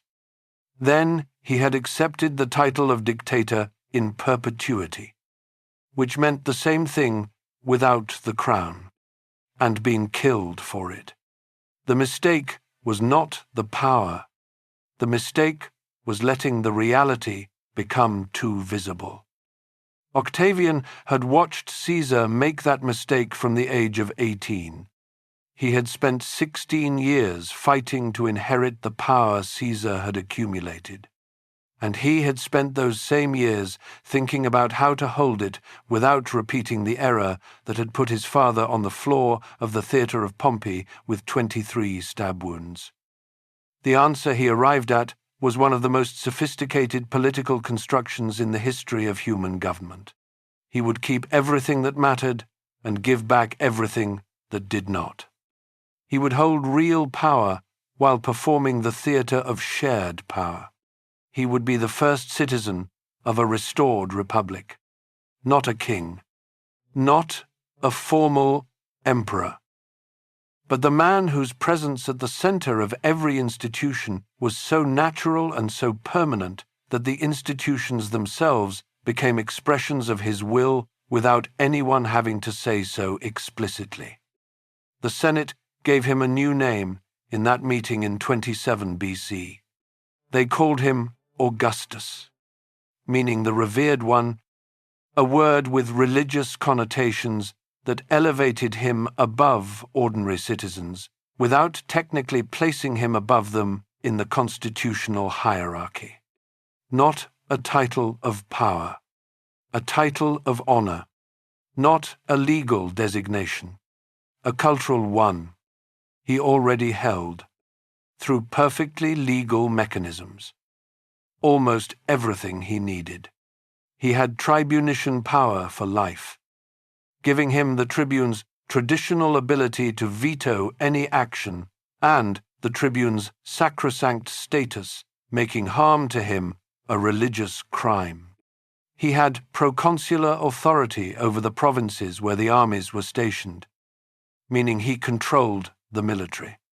He had accumulated enough wealth to be the most powerful financial force in the Roman world.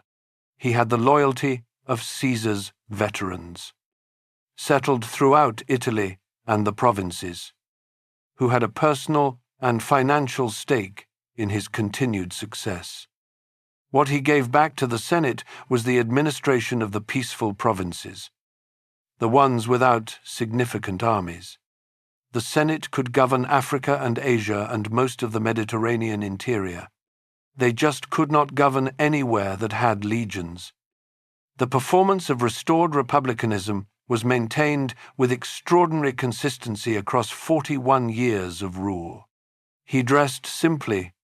He lived in a house on the Palatine Hill that was modest by the standards of wealthy Romans. Not a palace in the traditional sense. He was accessible. He consulted the Senate. He went through the motions of republican process with a patience and thoroughness that his great-uncle, who had grown visibly bored during Senate meetings and written letters while senators spoke, had conspicuously lacked. It worked, not because the Romans were fooled, not because they could not see through the performance, but because the performance itself had value. The form of the Republic, maintained consistently and respectfully, gave people who needed to believe they were living in a free society enough to work with. The senators who made careers under Augustus could tell themselves they were serving the Republic. The citizens who voted in elections could tell themselves their votes mattered. The lawyers who applied the law could tell themselves the law existed independently of the invisible hand that shaped everything. This is not cynicism. It is an insight into how human societies actually function. People need narratives about the systems they live in. Those narratives do not have to be perfectly accurate. They have to be credible enough to allow daily life to proceed. Augustus provided a credible narrative.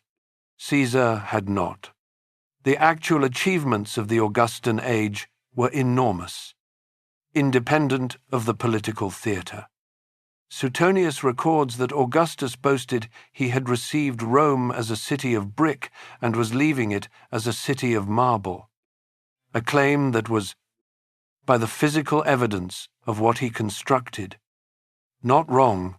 The Forum of Augustus, the Temple of Mars Ultor, fulfilling a vow made before the Battle of Philippi, the Theatre of Marcellus, the Ara Pacis, the Altar of Peace, a monument of extraordinary sculptural refinement that still stands in Rome today.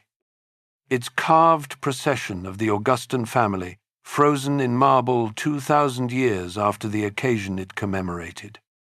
The physical transformation of Rome under Augustus was not simply aesthetic. It was propaganda in stone and marble, designed to make the city look like what he was claiming it to be, the center of the civilized world, a place from which order and culture radiated outward to the farthest corners of the earth. Every new building was an argument for the legitimacy of the system he had created. He also brought the Roman world something it had not experienced in a generation and would not fully appreciate until it was gone: peace. The Pax Romana, the Roman peace, which Augustus inaugurated and his successors maintained for roughly 2 centuries, is one of the most significant periods in the history of the Western world. The Mediterranean basin, from Britain to Mesopotamia, from the Rhine to the Sahara, was governed by a single authority under a single legal system. Trade could move without war disrupting it. The sea lanes were cleared of pirates. The roads the Romans built connected every part of the empire and allowed goods, people, and ideas to move with a speed and safety that would not be equaled in Europe until the 19th century. The population of the Roman Empire under Augustus was somewhere in the range of 50 to 60 million people, according to the estimates historians work with. Understanding that ancient population figures carry significant uncertainty, the Pax Romana was a peace on Roman terms.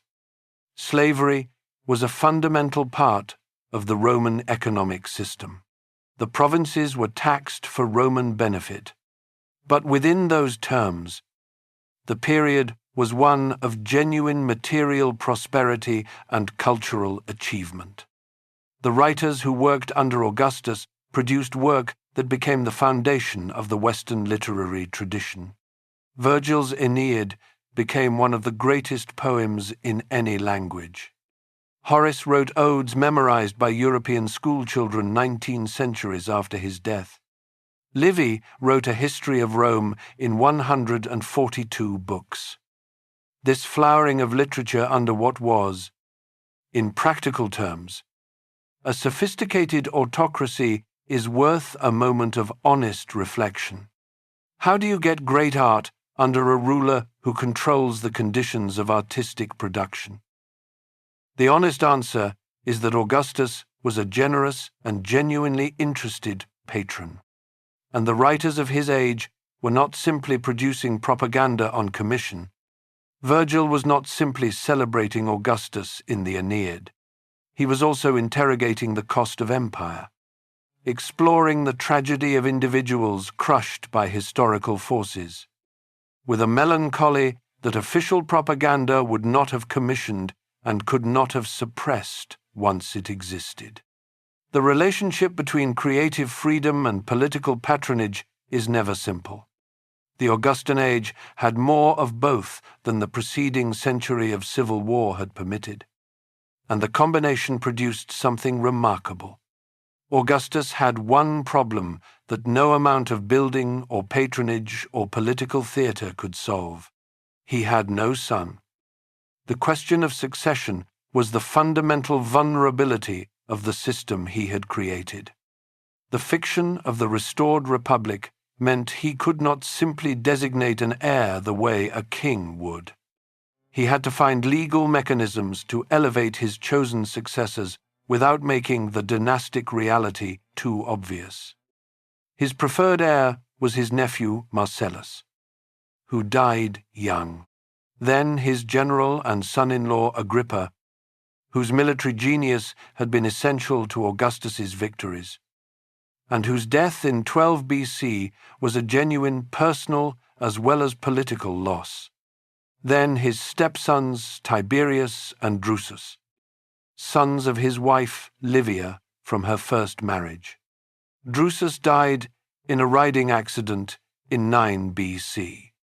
Tiberius became increasingly indispensable despite a relationship between the two men that was never warm. Tiberius was capable as a soldier and administrator, but temperamentally unsuited to the role of public performer that the Augustan system required. Augustus effectively forced him into the succession, partly because he had run out of other options after so many preferred heirs had died before him. Among the losses of the Augustan age was the most public family disaster of his reign. His only biological child, his daughter Julia, was exiled in 2 BC for what Augustus described as moral misconduct. The law he used to exile her was a law Augustus had written himself, as part of his program restoring traditional Roman family values. The irony was not lost on the Romans who witnessed it. Augustus died on the 19th of August, 14 AD, at the age of 75, having ruled Rome for 41 years. According to the tradition preserved by Suetonius, his last words to those gathered around him were a question asking whether he had played his role well in the comedy of life. Then he asked for a mirror, had his hair combed, and died. Whether those exact words were spoken cannot be confirmed, but they capture something true about the man and his achievement. He had played a role. He had played it better than anyone before or after, and he was aware, at the end, that it had been a performance, and that the performance had been the achievement. He left behind 2 centuries of relative peace, a legal and administrative framework organizing the lives of 50 million people, and a city of marble that would draw people from across the world for the next 2,000 years. He also left behind a problem his system could not solve. How do you choose the next Augustus? The answer Rome produced over the following 2 centuries was not a system at all. It was a lottery. Sometimes you got Marcus Aurelius. Sometimes you got Caligula. The same mechanism produced both, and there was no reliable way to tell in advance which one was coming. Chapter 7. Emperors good, bad, and catastrophically mad. Here is something the popular image of Roman emperors gets fundamentally wrong. Caligula and Nero were not accidents. They were not simply bad men who happened to end up in positions of power. They were the logical product of a system that Augustus had designed and his immediate successors had inherited. Understanding why that is true tells you more about the nature of power and its corruptions than any list of imperial scandals can convey. The system worked like this. One man held absolute authority over the military, the treasury, the courts, and the administration of an empire of 50 million people. There were no effective institutional checks on his behavior. The Senate could advise, it could not compel. The Praetorian Guard, the elite military unit that protected the emperor and was stationed in Rome, held enormous practical power over whether an emperor lived or died, as several would discover at the cost of their lives. But the Guard acted in its own institutional interests rather than as a mechanism of accountable government. Within this structure, everything depended on the character and competence of the individual at the top. If that individual was brilliant and disciplined and genuinely committed to the welfare of the empire, the system produced something extraordinary. If that individual was young, isolated from reality, psychologically damaged by the extraordinary pressure of total power, or simply cruel, the system produced catastrophe and had no reliable mechanism to stop it. Augustus had partially addressed this problem by maintaining the fiction of republican governance, giving the Senate the form of shared authority and himself the discipline of performing consultation and deference. The problem was that the fiction could only be maintained by someone committed to maintaining it.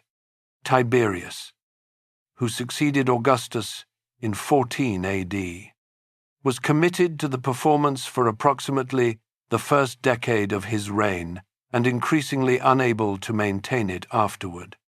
He was 60 years old when he became emperor, experienced, intelligent, and genuinely competent as an administrator. Also, by temperament, deeply unsuited to the public role the Augustan system required.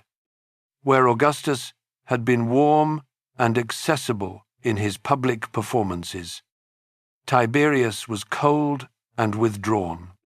Where Augustus had cultivated the Senate with patient deference, Tiberius treated senatorial debates as tiresome formalities. Senators trained in a system of elaborate political performance did not know how to handle a ruler who said he wanted honesty. They gave him flattery and agreement anyway, and he despised them for it. The result was a mutual contempt that curdled the politics of the reign from the beginning. In 26 AD, Tiberius withdrew from Rome entirely and established himself on the island of Capri in the Bay of Naples. He governed the empire from there for the last 11 years of his reign, conducting business by correspondence, never returning to Rome. His absence created a power vacuum filled by Lucius Aelius Sejanus, commander of the Praetorian Guard, who used his position as the primary channel between the emperor and the government of Rome to concentrate an extraordinary amount of influence in his own hands. Sejanus eliminated rivals through accusations of treason. He turned the treason courts into a mechanism of political persecution that killed dozens during the Tiberian reign. Tiberius eventually had Sejanus arrested and executed in 31 AD, apparently realizing what had been done in his name, but the damage was permanent. The treason trials continued. Informers became a fixture of Roman political life, a class of people who made careers by denouncing the wealthy and prominent for real or invented offenses against the emperor. Tiberius died in 37 AD. The ancient sources suggest his death was greeted in Rome with undisguised relief. His successor was his great-nephew Gaius Julius Caesar Germanicus, better known by his childhood nickname Caligula, meaning little boots, given to him by soldiers who had found a small child dressed in miniature military uniform, charming. He was 24 years old. His reign began well. He released political prisoners. He ended the treason trials. He made public gestures of generosity that the Roman population, after the grim years of Tiberius, found genuinely welcome. The first months were celebrated with real popular enthusiasm. Then, approximately 7 months into his reign, Caligula became seriously ill. The nature of the illness cannot be established from surviving sources. What the ancient sources agree on is that the man who recovered from the illness in late 37 AD was different from the man who had taken power in the spring. Whether this represents an actual psychological transformation caused by illness, or whether the early popularity of his reign had concealed a character that the removal of constraints eventually revealed, or whether the ancient sources writing a century and more after his death are simply unreliable in their specific details, is a question modern historians approach with appropriate caution. The accounts of Caligula's reign in Suetonius and Cassius Dio contain stories that read more like political satire than historical record, and serious scholarship treats them accordingly. What can be established is that Caligula's reign became a period of genuine terror for the Roman elite.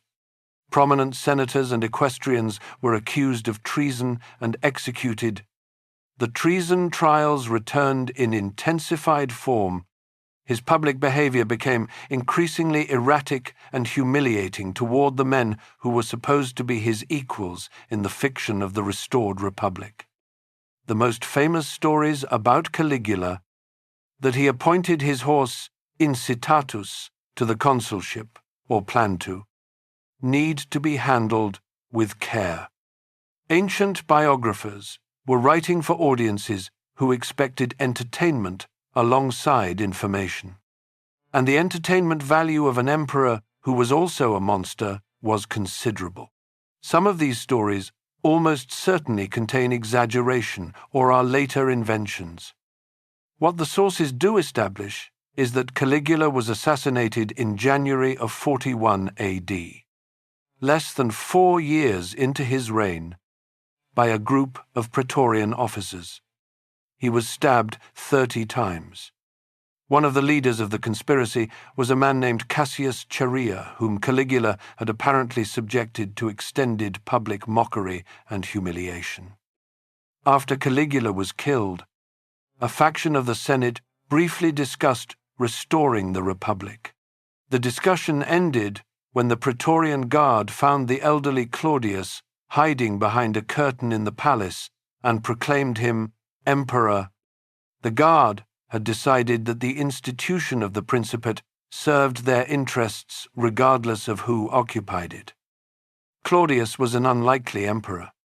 He was 50 years old, walked with a limp, had a speech impediment, and had spent his life as a scholar, producing historical works that do not survive but that ancient sources mention with some respect.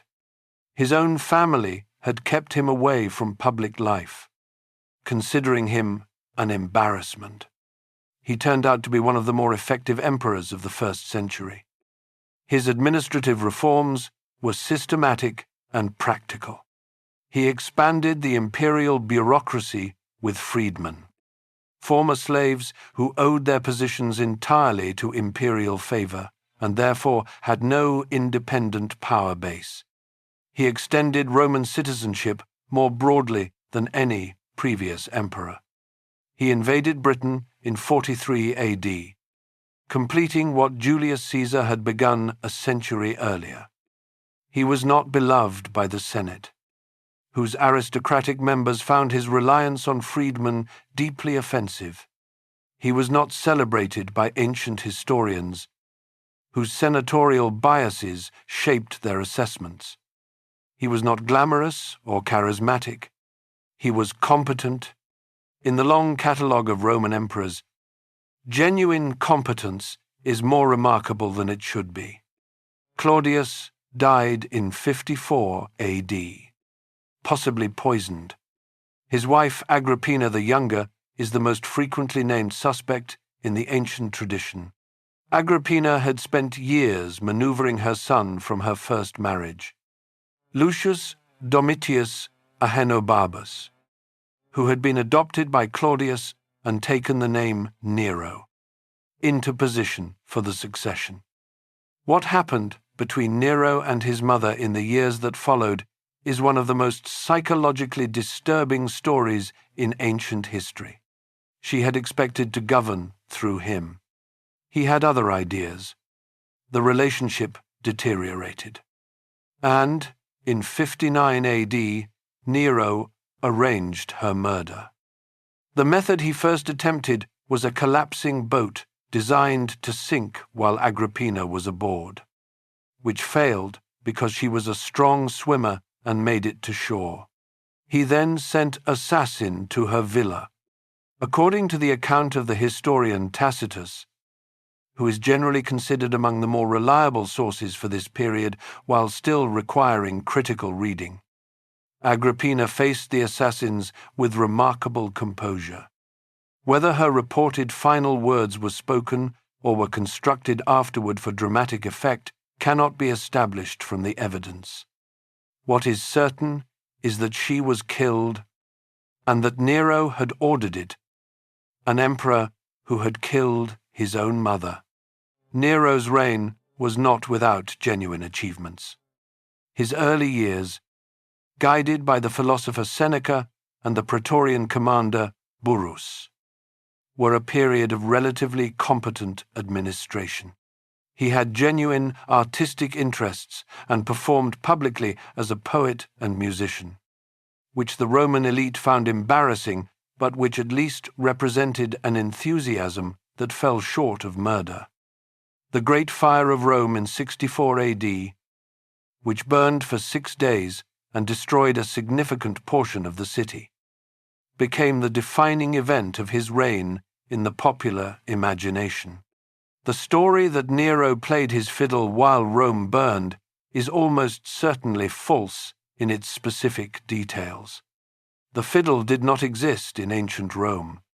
The ancient charge was that he played the lyre and sang while watching the fire from a safe distance, which is a different claim.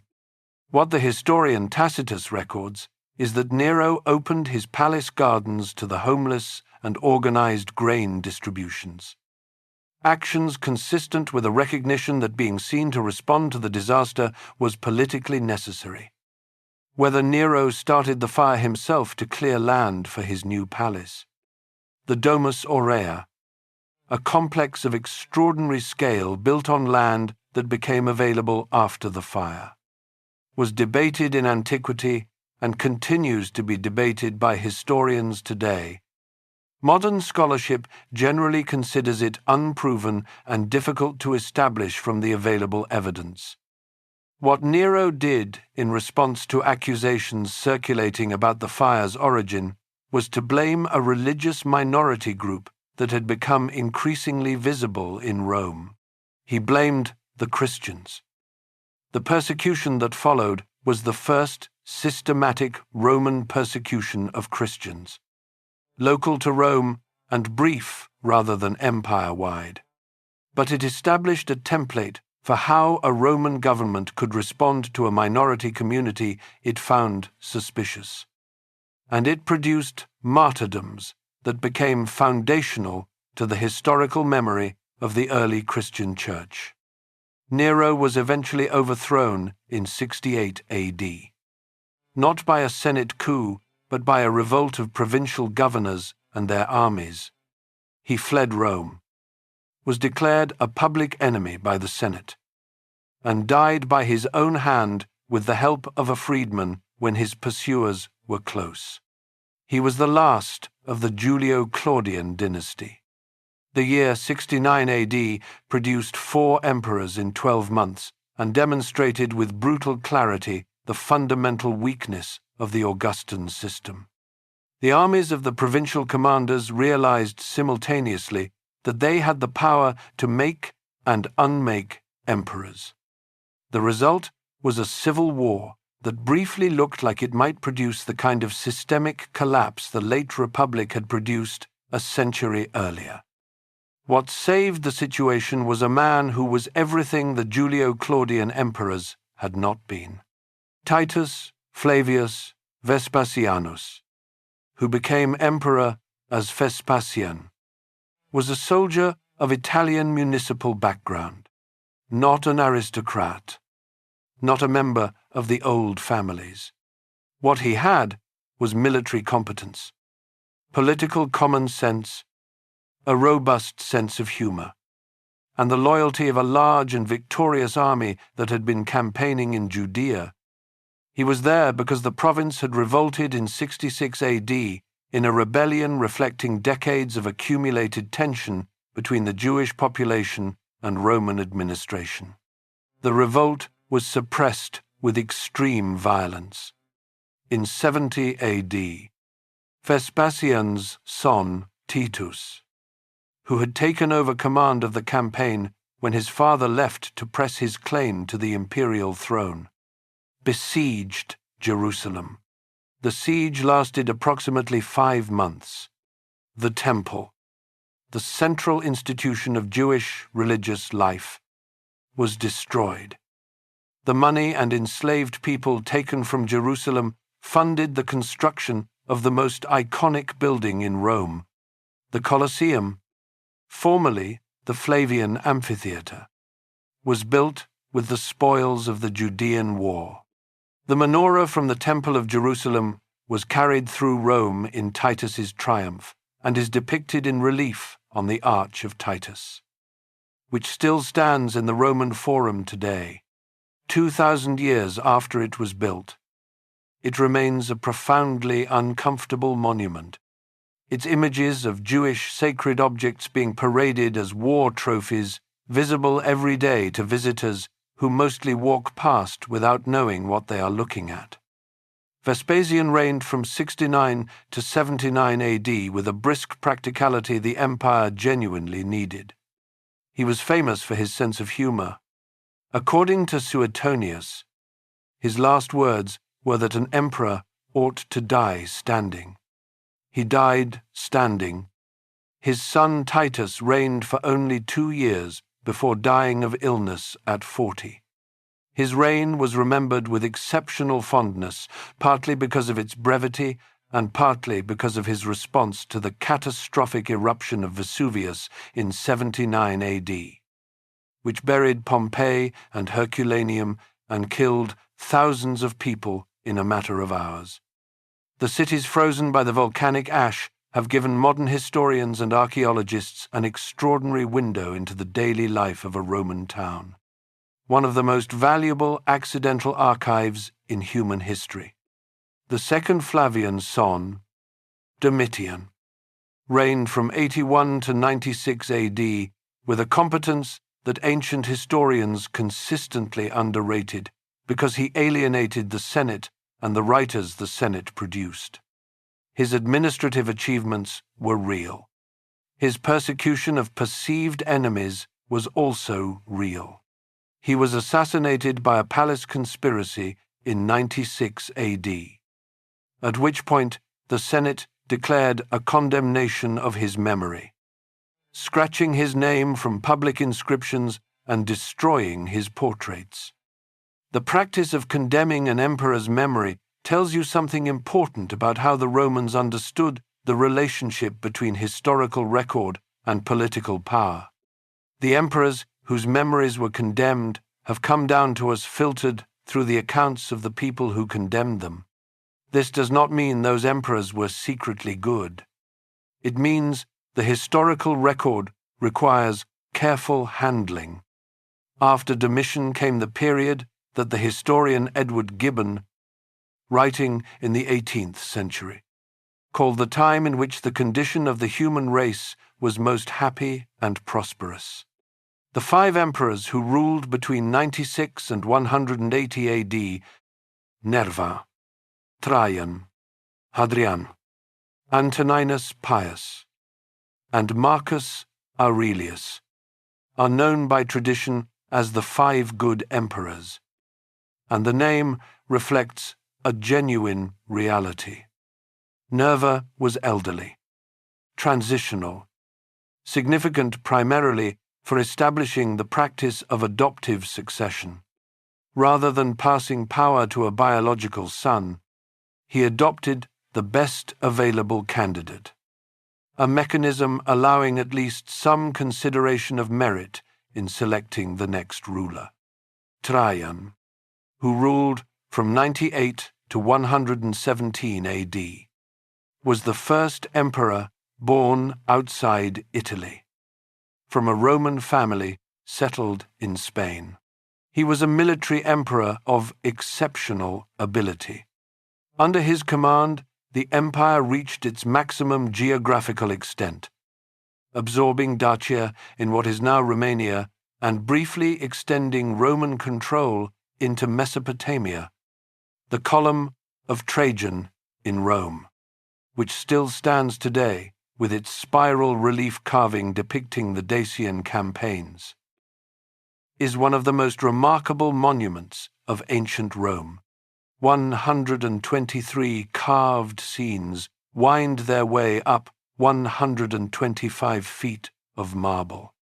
The most detailed surviving visual record of the Roman army in action, Hadrian, who ruled from 117 to 138 AD, pulled back from Trajan's eastern conquests, recognizing that the empire had reached the limits of what it could administer. He traveled extensively throughout the provinces, the first emperor to spend significant portions of his reign outside Italy, using his travels to inspect and improve administration in person. The wall he ordered built across northern Britain, Hadrian's Wall, running 73 miles from coast to coast, was not simply a military fortification. It was a statement about the nature of empire, that there were limits to what Rome intended to absorb, that the boundary between the Roman world and what lay beyond it was worth marking permanently in stone. Antoninus Pius, who ruled from 138 to 161 AD, gave the empire 23 years of peace and competent administration. His reign was so quiet that historians struggle to find dramatic material to discuss. In the context of what had preceded and what would follow, that quietness was itself an achievement of the highest order. And then there was Marcus Aurelius.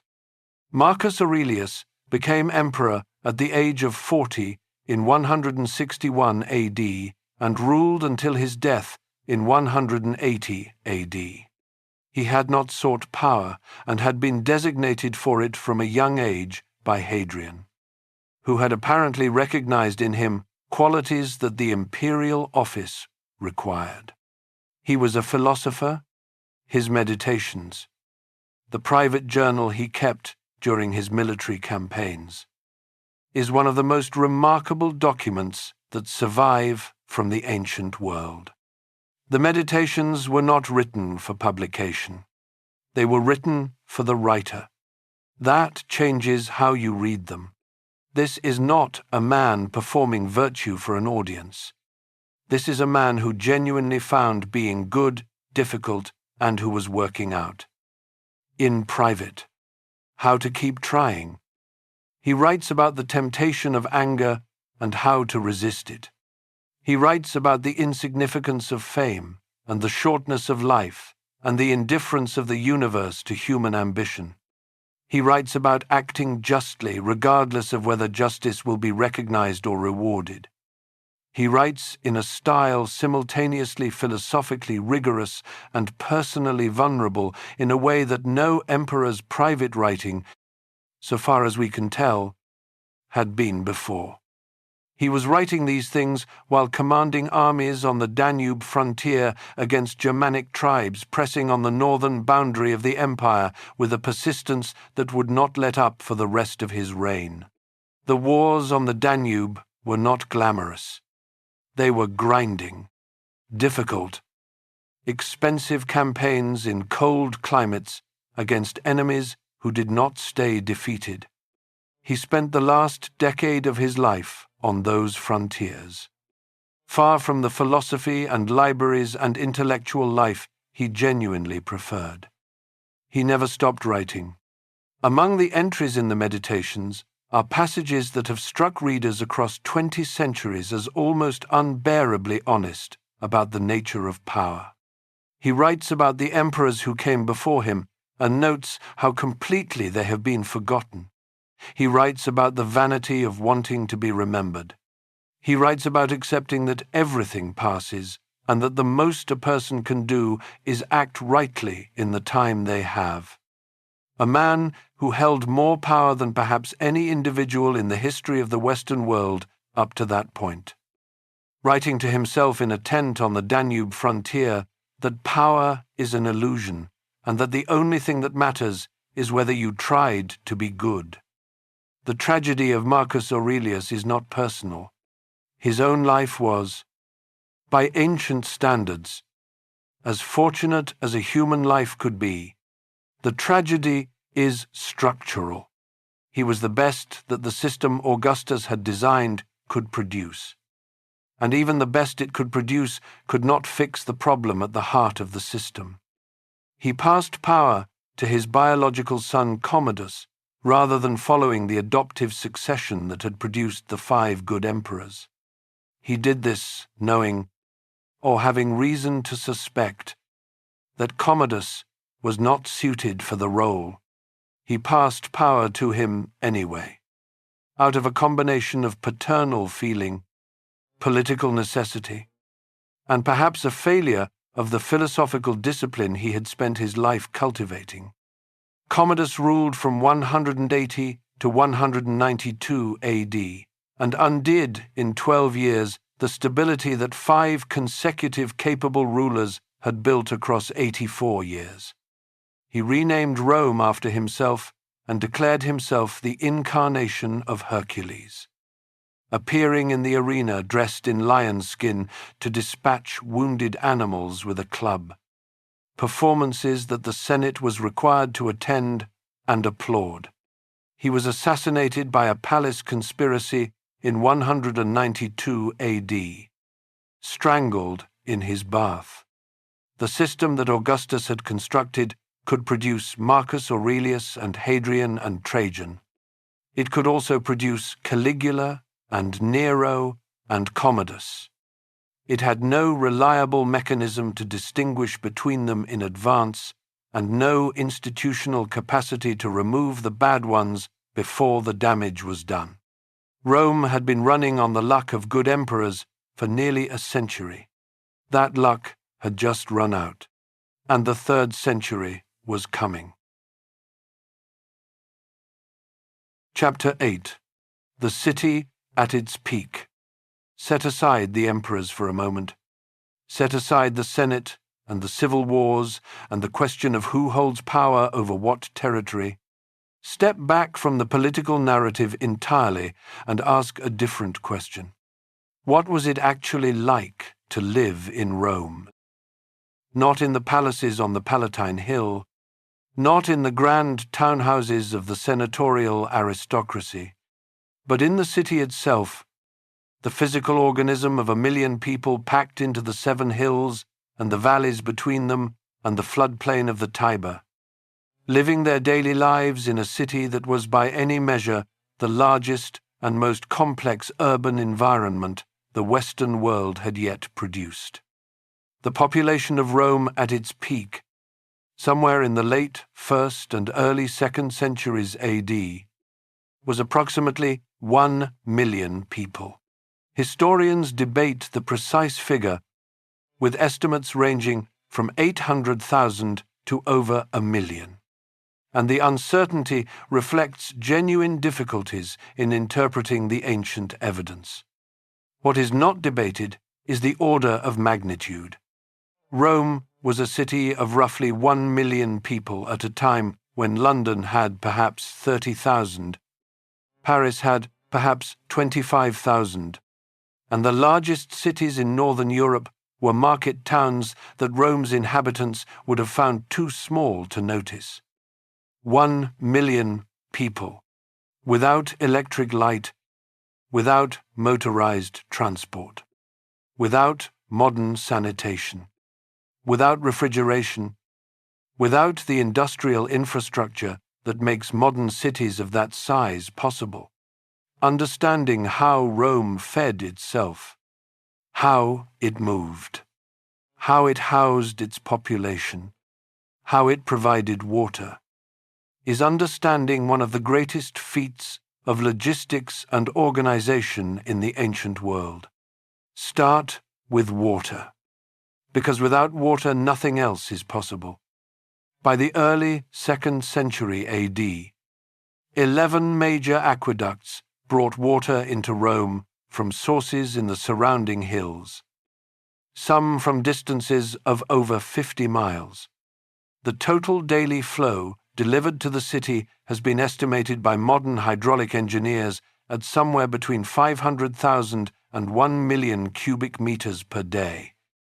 Figures that would represent a water supply per capita comparable to or exceeding that of many modern cities.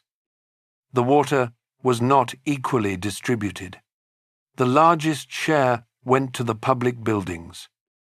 The baths and fountains and public toilets that served the general population. A significant share went to private homes of the wealthy, who paid for connections to the supply. The poor got their water from public fountains placed throughout the city. Small stone basins fed by branch lines from the main distribution system, designed so that the overflow ran continuously and the water was always fresh. Think about what that meant in practical terms.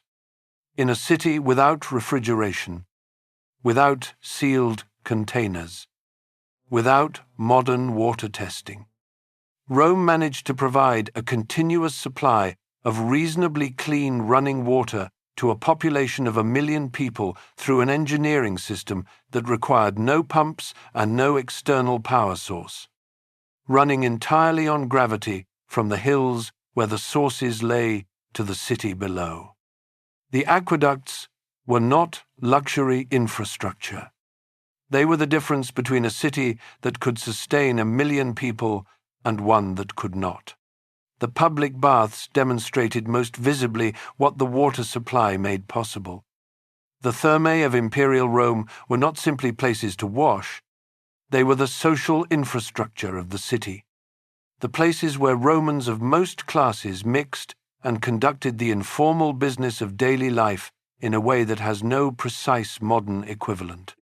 The baths of Caracalla, completed in 216 AD, covered approximately 27 acres and could accommodate somewhere between 6,000 and 8,000 bathers. Simultaneously, according to ancient estimates, the main hall was larger than many modern sports arenas. The walls were decorated with mosaics and sculptures. The floors were heated by the hypocaust system, a network of raised flooring through which hot air circulated from furnaces below, a form of underfloor heating invented by the Romans and not widely adopted elsewhere in the Western world until the 20th century. A poor Roman citizen could enter the baths of Caracalla for a nominal fee that by the imperial period was effectively nothing, and spend hours in facilities that no private individual in the ancient world could have built or maintained.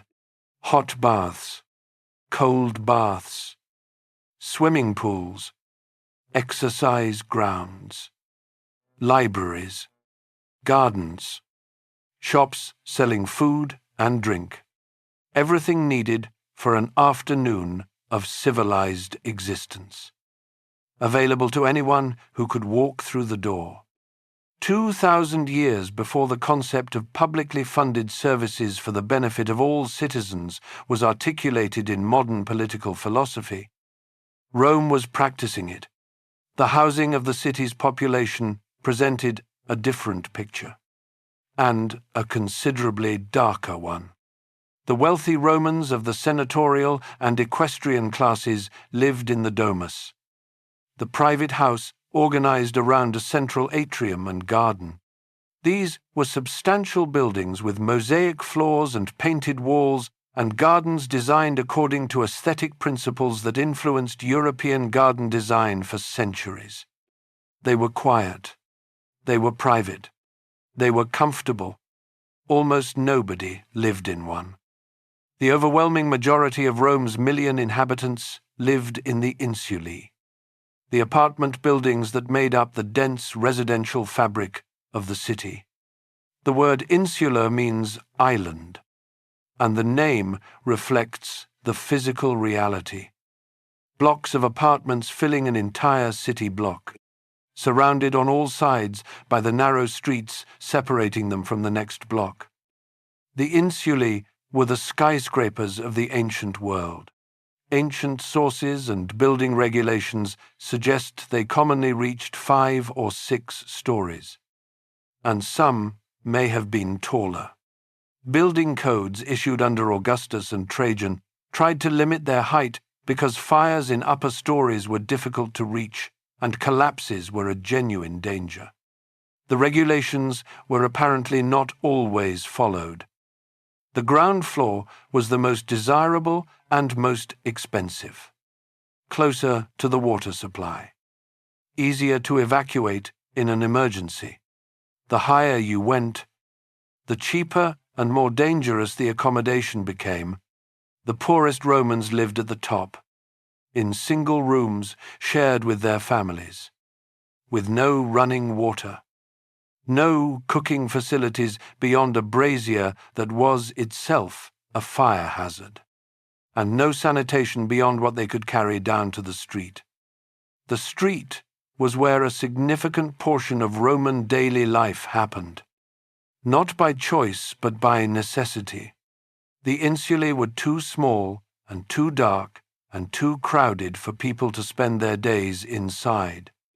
They came out, they ate at the thermopolia, the food stalls and small restaurants that lined the streets of every Roman neighborhood, selling hot food from vessels set into stone counters. Archaeology at Pompeii and Herculaneum has documented dozens of these establishments in remarkable detail, their stone counters still visible, the remnants of their menus sometimes still partially legible after 2,000 years. Picture the morning routine of an ordinary Roman of modest means in the 2nd century AD. You wake before dawn in a room the size of a large closet, shared with your family. The sounds coming up from the street tell you the nighttime cart traffic is finally thinning out. You descend to the street, which smells of the fountain overflow running along the gutter and the bakery 2 doors down starting its ovens. You stop at the thermopolium on the corner. Eat standing up, whatever is hot and cheap. Then you go about your day in a city of 1 million people, in streets that are simultaneously a marketplace, a social space, a civic arena, and an obstacle course. The noise was another constant of Roman daily life. Juvenal, the satirist writing in the late 1st and early 2nd centuries AD, complained with genuine fury about the impossibility of sleep in Rome. The city's building regulations prohibited wheeled traffic in the streets during daylight hours to manage congestion, which meant that the delivery wagons supplying the city operated at night, producing a constant racket of iron wheels on stone paving that made the nights nearly as loud as the days. The Circus Maximus sat in the valley between the Palatine and Aventine hills, and its scale tells you something about the priorities of Roman urban life. The circus was approximately 2,000 feet long and approximately 450 feet wide, with seating for an estimated 250,000 spectators, according to ancient figures that historians treat as approximate rather than precise. It was almost certainly the largest purpose-built entertainment structure in the history of Western civilization until the modern era. Chariot racing was the sport it was built for, and chariot racing was the most popular spectator sport in Roman history by an enormous margin. The Colosseum held approximately 50,000 people. The Circus Maximus held 5 times that number. Gladiatorial combat was important in Roman public life, but the chariot races drew larger crowds more consistently. The racing teams were organized into factions distinguished by color: the blues, the greens, the reds, and the whites, and the rivalry between factions was followed with an intensity that makes modern sports rivalries look restrained. Ancient sources describe riots between faction supporters, political implications to supporting one team versus another, the kind of total social investment in competitive sport that every culture with large-scale public entertainment has produced. The phrase bread and circuses comes from the satirist Juvenal, who used it to criticize what he saw as the Roman population's willingness to be bought off with free grain and free entertainment rather than demanding genuine political participation. The phrase has had extraordinary staying power as a description of how governments manage populations. But the reality it describes is considerably more complicated than the phrase suggests. The grain dole in Rome, the annona, was not charity in the modern sense.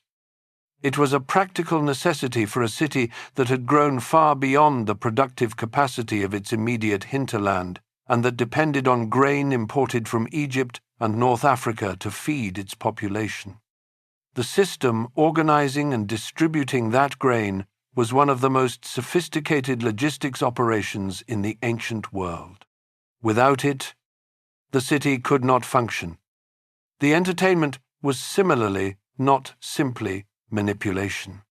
The chariot races and gladiatorial games and theatrical performances that Roman public life provided were the cultural infrastructure of a city that could not afford to have 1 million people with nothing to do. Boredom in a dense urban environment is not a neutral condition. It produces crime, unrest, and the kind of unfocused social energy that political instability feeds on. The Romans provided entertainment because they understood, not always articulately but consistently in practice, that a population engaged in spectacle is a population doing something together, sharing an experience, participating in a collective event that binds a diverse and fragmented urban population into something with a common identity. This does not mean the entertainment was not also a form of social control. It was. Entertainment always is, in every society that provides it publicly. The Romans were unusually honest about the dual function, at least in their satire. Gladiatorial combat deserves a more honest treatment than popular culture has given it, both because the popular image tends toward exaggeration and because the reality was disturbing enough without exaggeration. Gladiators were not randomly assembled slaves sent to die for the amusement of crowds.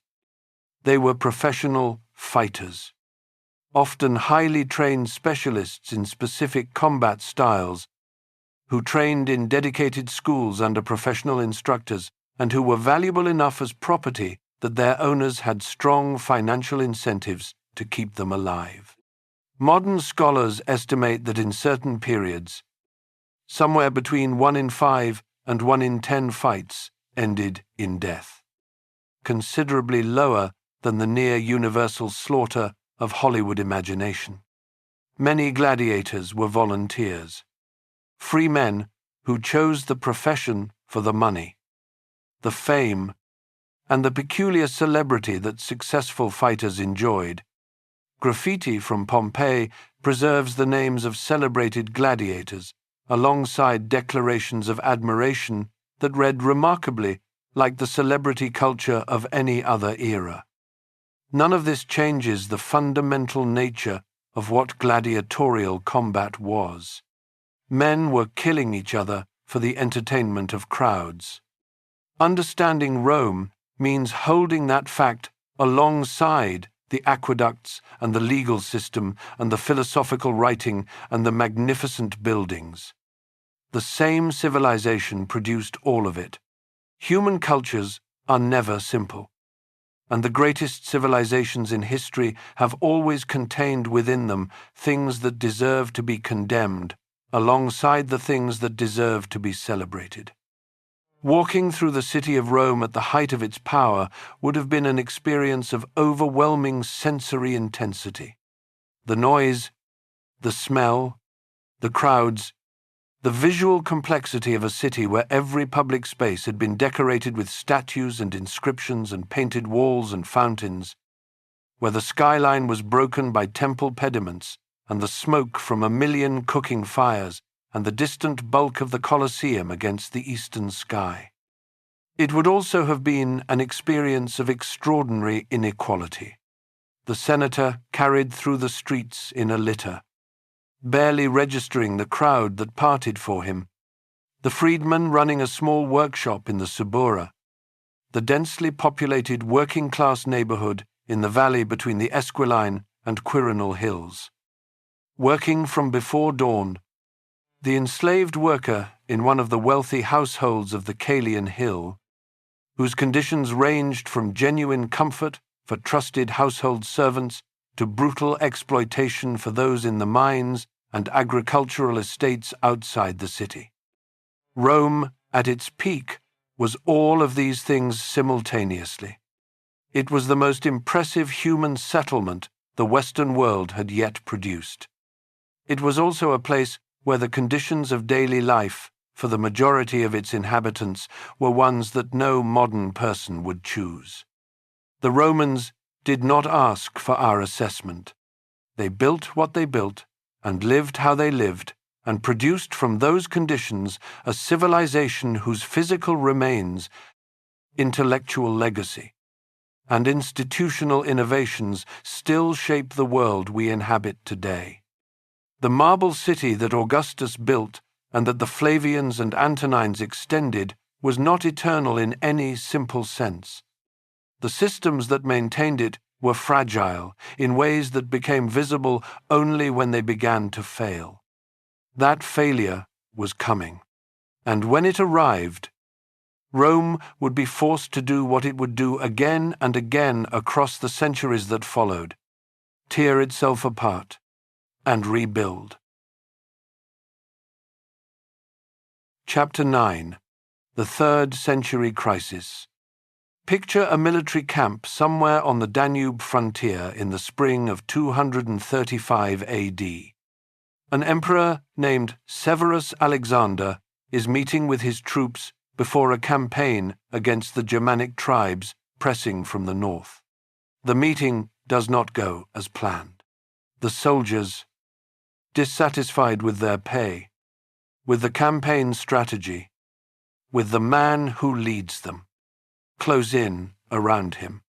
The ancient sources record that in his final moments he called for his mother. He was 26 years old. Ancient biographical traditions record this detail, though historians note that such accounts of final moments were sometimes shaped for dramatic effect and should be read with appropriate caution. What is not in doubt is the outcome. His soldiers killed him. They then turned to a man named Gaius Julius Verus Maximinus, a commander who had risen through the ranks on physical ability and military competence alone. They raised him on their shields and declared him emperor. Maximinus Thrax had never been to Rome. He would never go. He was the first man to rule the Roman Empire who had no connection to the senatorial aristocracy. No family in Rome. No history with the civic institutions that had defined Roman governance for 7 centuries. He was a professional soldier and nothing else, governing an empire of 50 million people from military camps because that was the only world he knew. That single fact contains an entire transformation of the Roman world. Maximinus ruled for 3 years before being killed by his own troops. He was followed by an emperor who lasted a year, then another who lasted a year, then competing claimants, then another who lasted a few years, then more usurpations. The period between 235 and 284 AD is known to historians as the crisis of the 3rd century. Between those years, the Roman Empire had somewhere between 50 and 70 emperors, depending on how you count the competing claimants and regional rulers who controlled portions of the empire for varying periods. Most of them died violently. The average reign was roughly a year. The empire even fragmented briefly in the 260s into 3 separate political entities before the Emperor Aurelian reunited it between 270 and 275 AD. One of the more remarkable feats of the period, and one of the least celebrated, but the political chaos, as dramatic as it was not the most damaging thing happening to the Roman world during the 3rd century. The political chaos was the visible symptom of deeper structural failures happening simultaneously. The economy was collapsing. The Roman economy of the first 2 centuries had been built on a combination of agricultural production, trade across the Mediterranean network, and the constant inflow of wealth from military conquest. The trade network worked because the Pax Romana provided security. The conquest inflow had largely stopped because the empire had reached its sustainable frontier. When the 3rd century brought simultaneous military pressure on multiple frontiers, the security the trade network depended on evaporated. Roads became dangerous. Sea lanes became risky. The merchants who had moved goods across the Mediterranean pulled back. The military costs of defending frontiers under pressure from every direction simultaneously exploded.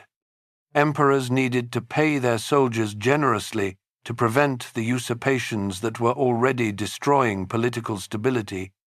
The money was not there. The response was to debase the currency, reducing the silver content of the denarius progressively through the 3rd century. By the 270s, coins that had been roughly 90% silver a century earlier contained only a few percent silver and were effectively worthless beyond their face value. The result was inflation so severe that ancient sources describe situations where prices doubled and doubled again within years. The infrastructure of public life that the Roman state had maintained, the roads, the aqueducts, the public buildings, began to deteriorate as funds and administrative capacity diminished. Into the economic collapse came disease. The plague of Cyprian, named after the Bishop of Carthage, who described its symptoms and effects in a text that survives, struck in the 240s and persisted for decades with periodic waves. The nature of the disease is debated by modern scholars, with various proposals offered based on the ancient descriptions, though no consensus identification has been established from the available evidence. What the ancient sources agree on is that it killed enormous numbers of people, and that at its worst, it was reportedly killing thousands of people per day in the city of Rome alone.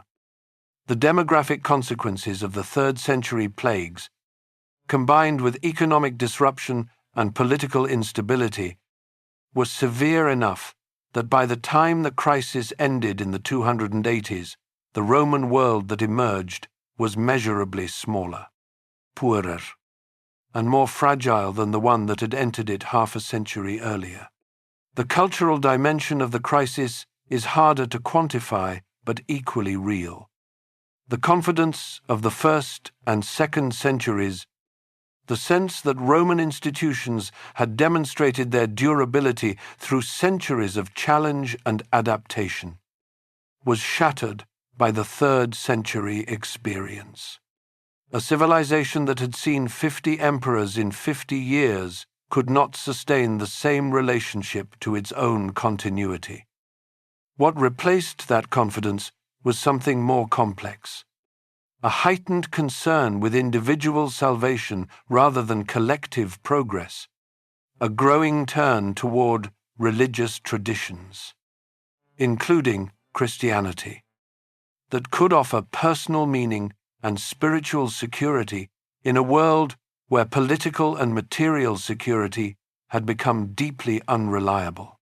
The growth of Christianity during the 3rd century is inseparable from this broader context of a civilization in crisis looking for new frameworks of meaning.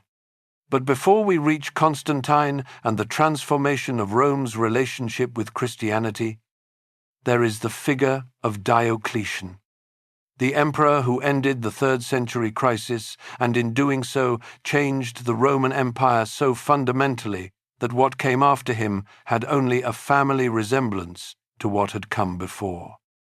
Gaius Aurelius Valerius Diocletianus, born as Diocles in Dalmatia, in what is now Croatia, rose through the military ranks and seized power in 284 AD.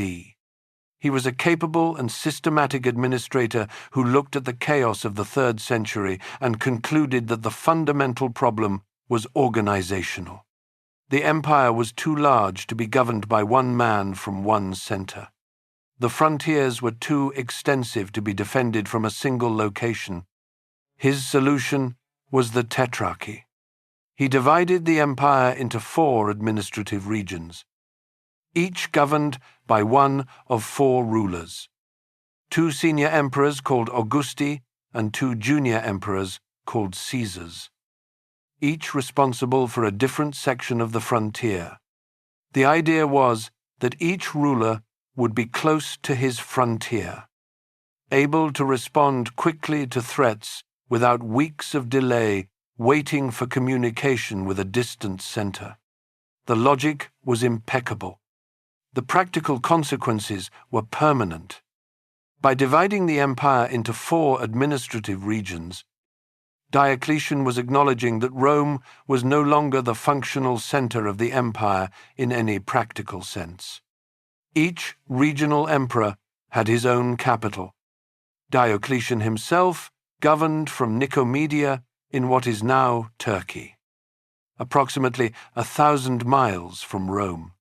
He visited Rome once in 20 years of rule, for a triumph in 303 AD that he found so overwhelming in its ceremonial demands that he left almost immediately. Rome was becoming, in practical, administrative terms, a symbolic center rather than a functioning one.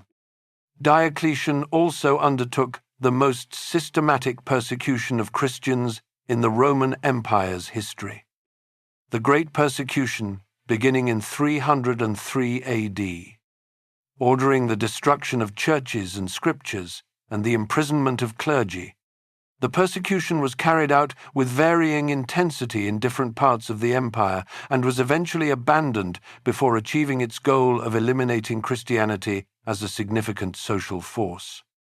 It was Diocletian's greatest failure. And it points to something important about the moment in Roman history the Tetrarchy represented. The empire that Diocletian was trying to save had already changed in ways that his reforms were trying to reverse. The Christianity he was trying to suppress was too deeply embedded in the fabric of society, too large a community, too useful as a source of social cohesion to be eliminated by persecution. Diocletian retired in 305 AD, the only emperor to voluntarily abdicate while still in good health and with his position secure. He returned to his native Dalmatia and spent the rest of his life in a palace he had built at Split, the ruins of which remain to this day one of the best preserved Roman structures in the world. When political allies urged him to return to power during the instability that followed his abdication, he reportedly replied that if they could see the cabbages he was growing in his garden, they would not ask him to give up such happiness for power. Whether he actually said those words cannot be confirmed, but the story was preserved because it captured something true about the end of his story. The man who had reorganized an empire of 50 million people, living out his retirement growing cabbages and finding it preferable to everything that had come before. The Tetrarchy collapsed almost immediately after his abdication. The four rulers who succeeded the original four began fighting each other for supremacy within years. One man emerged dominant. That man was Constantine, and the decision he made on the eve of the Battle of Milvian Bridge in 312 AD would change the history of the Western world more completely than any military campaign or administrative reform in the long history of Rome. Chapter 10. Constantine, Christ, and the city that changed its God. On the evening of October 27th, 312 AD, a Roman army camped north of Rome was preparing for the most consequential battle of its commander's life. Constantine, son of the Emperor Constantius I, had spent the previous 6 years fighting his way through the chaos that Diocletian's abdication had unleashed. He had defeated rivals in Britain and Gaul and northern Italy. He had crossed the Alps with an army his enemies had assumed could not move that quickly.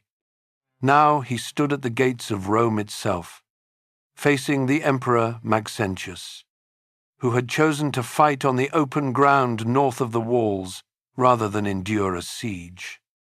What happened in the mind of Constantine on that evening is one of the most debated questions in the history of Western civilization. Eusebius of Caesarea, the bishop who became Constantine's court historian, describes a vision of a cross of light in the sky, accompanied by the words in this sign, conquer, Lactantius. Another Christian writer, close to Constantine, describes a dream in which Constantine was instructed to mark his soldiers' shields with a Christian symbol. Constantine himself, in later accounts, described seeing a vision before the battle. Whether Constantine experienced anything supernatural, whether he experienced something psychological that he interpreted in religious terms, whether the accounts were constructed after the fact to give theological meaning to a political decision, or some combination of all three, is something the available evidence cannot resolve. Historians approach these accounts with the caution that all miraculous claims in ancient sources require, while acknowledging that Constantine's subsequent religious commitment, whatever its origin, appears genuine in the actions he took over the following decades. What is not in dispute is what happened at the Battle of Milvian Bridge on October 28, 312 AD. Constantine's army crossed the Tiber on a bridge of boats and engaged Maxentius's forces in the open field.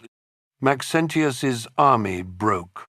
Maxentius himself, attempting to retreat across the Milvian Bridge, fell into the river and drowned.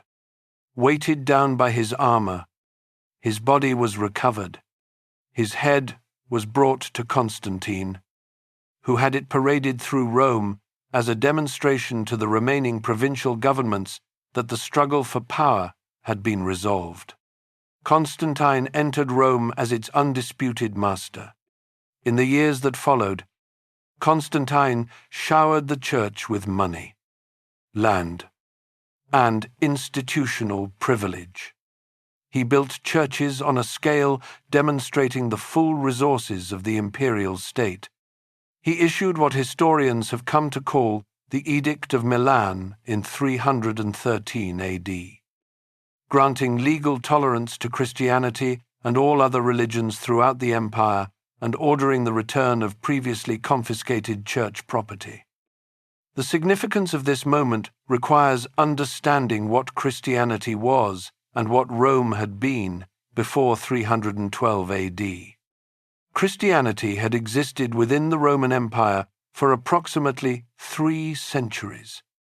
It had begun as a movement within Judaism in the eastern province of Judea and spread through networks of trade, travel, and personal connection into every corner of the empire. By the late 3rd century, it had grown into a substantial minority, with particular strength in the cities of the East and in North Africa. What distinguished Christianity from the other religious traditions coexisting in the Roman world was not primarily its theology, though its theological claims were distinctive. It was its exclusivity. The Roman religious tradition was fundamentally polytheistic and syncretic, meaning it had no difficulty accommodating new gods alongside existing ones. Christians refused this accommodation. They would not offer sacrifices to the Roman gods. They would not acknowledge the divine status of the emperor. They would not participate in the civic religious rituals woven through every aspect of Roman public life. In the Roman understanding of how religion and community worked, this was a form of social withdrawal that made Christians perpetually suspicious in the eyes of the Roman authorities during periods of stress. What changed under Constantine was not simply that Christianity was tolerated. What changed was that the emperor himself became a Christian, and in a system where the emperor's personal choices shaped the behavior of every person and institution connected to him, that personal choice had consequences extending far beyond theology. He used the institutional structures of the Christian Church, with its network of bishops corresponding to the administrative geography of Roman cities, as an extension of imperial administration in ways that had no precedent. And then he moved the capital. The decision to found a new city at the site of the ancient Greek colony of Byzantium on the Bosphorus Strait, and to name it Constantinople, the city of Constantine, was one of the most consequential single decisions in the history of Western civilization. Constantine founded Constantinople in 324 AD and inaugurated it formally in 330 AD. The reasons were partly strategic, partly personal, and partly religious. Byzantium sat at the junction between Europe and Asia, between the Danube frontier and the Euphrates frontier. in a position allowing rapid communication with both. It was defensible in a way that Rome, deep in the Italian peninsula, was not, and it was a new city, without the accumulated weight of pagan tradition embedded in every street and monument that Rome carried across centuries of its history. Constantinople was built with Christian institutions at its center from the beginning. It had far less of the traditional pagan religious life that Rome carried in its temples and monuments and ritual calendar. Though pagan communities were present there in the early decades, Rome was not abandoned immediately or completely. It retained enormous symbolic importance.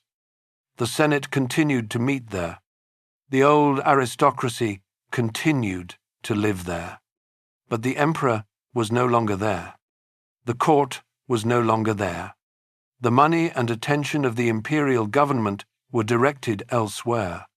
The city that had been at the center of the known world for 5 centuries had been moved, with a single decision, to the periphery. Picture Constantine in his final years. No longer in Rome, but in his new city on the Bosphorus. Looking out from the walls of Constantinople across the strait that separated Europe from Asia. Behind him, the new Christian basilicas he had built. Ahead of him, the eastern frontier that had consumed so many emperors before him. He was baptized on his deathbed in 337 AD. Received into the faith he had championed for 25 years, in the tradition of people who feared committing sins after baptism. The man who had changed the religious direction of the Western world for the next 2,000 years died as he had lived in that final chapter. On the frontier, never looking back. The process of Christianization that followed Constantine was not uniform, not peaceful, and not completed in a single generation.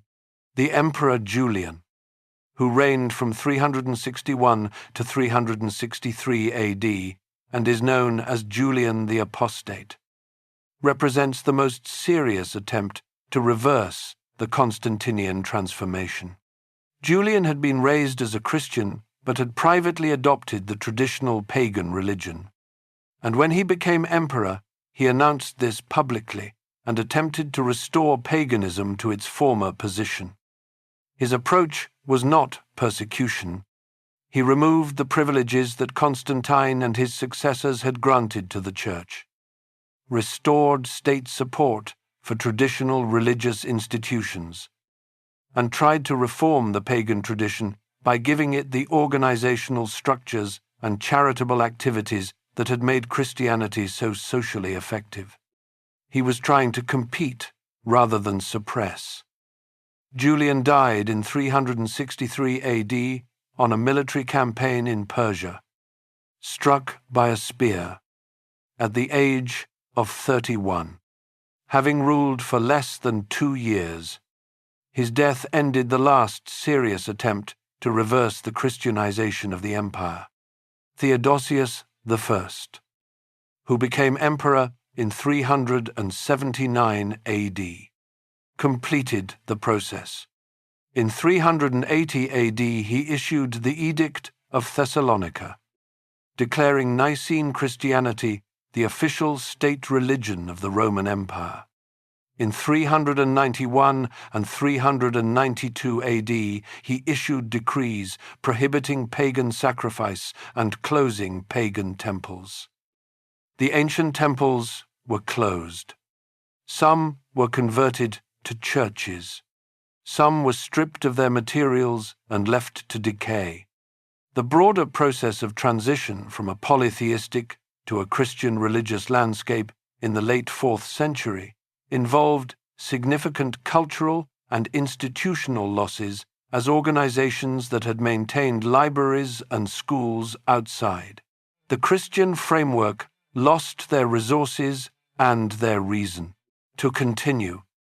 The precise extent of these losses remains a matter of genuine scholarly debate.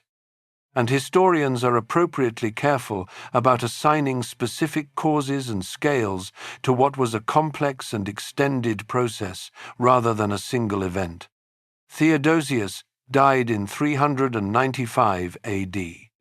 He left the empire to his two sons, Arcadius governing the east from Constantinople and Honorius governing the west.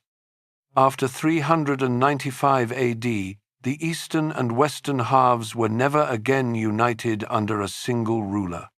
The eastern half would survive for another 1,000 years as the Byzantine Empire. The western half had approximately 80 years left. Chapter 11. The Fall That Wasn't a Fall.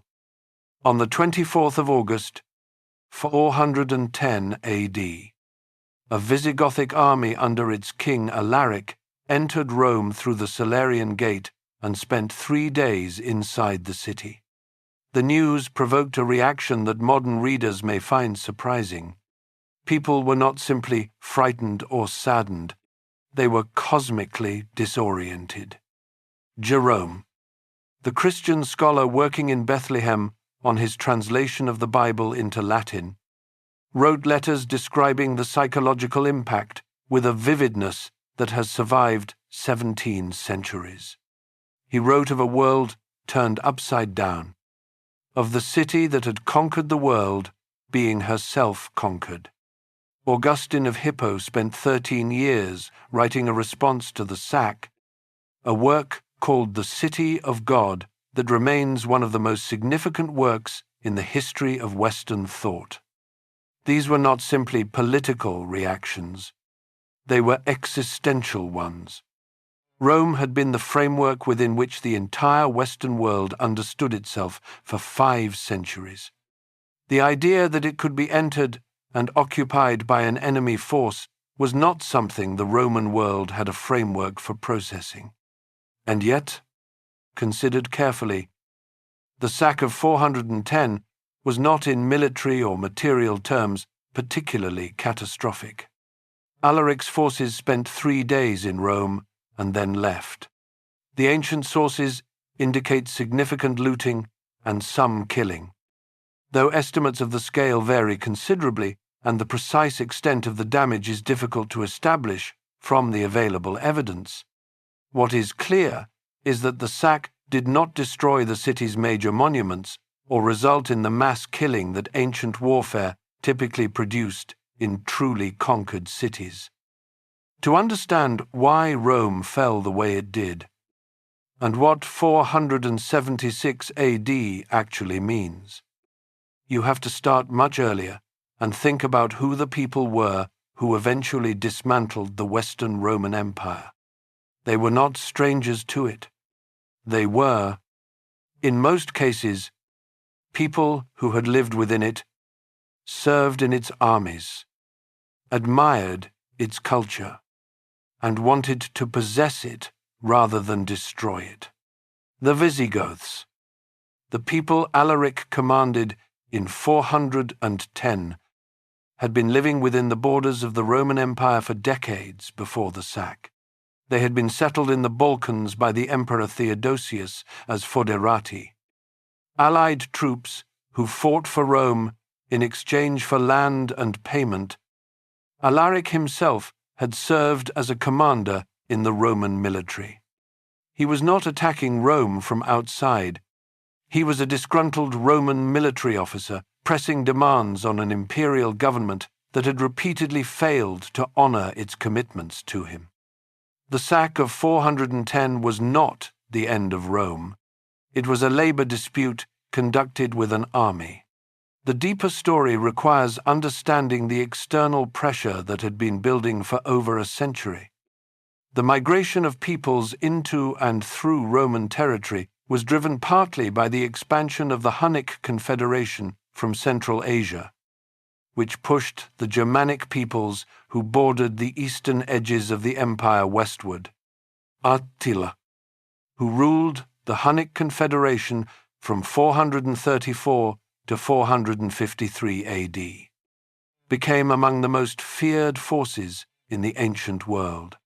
He launched two major invasions of the Western Empire, devastating Gaul in 451 AD and Italy in 452 AD.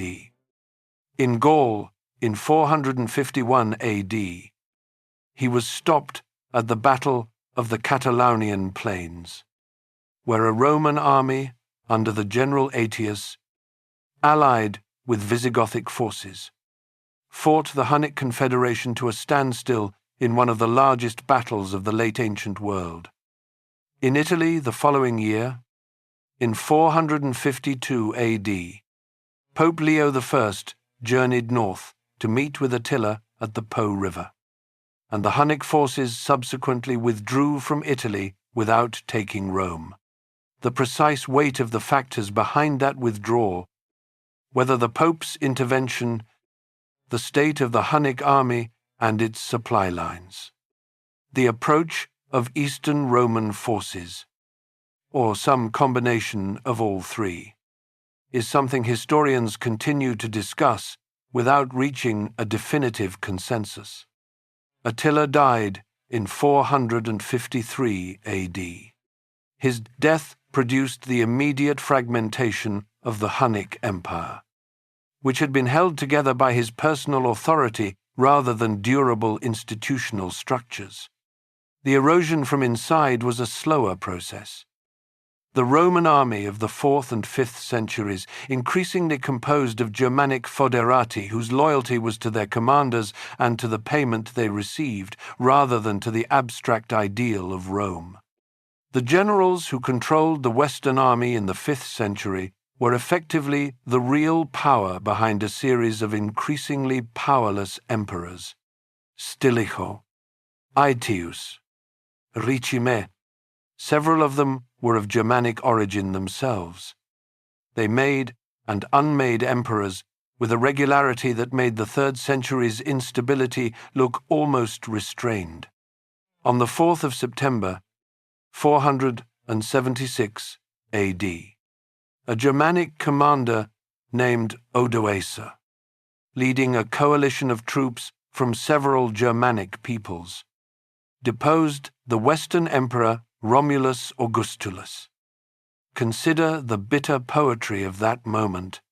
Romulus Augustulus. The boy emperor's name combined the name of the legendary founder of Rome with a diminutive form of the name of its greatest ruler.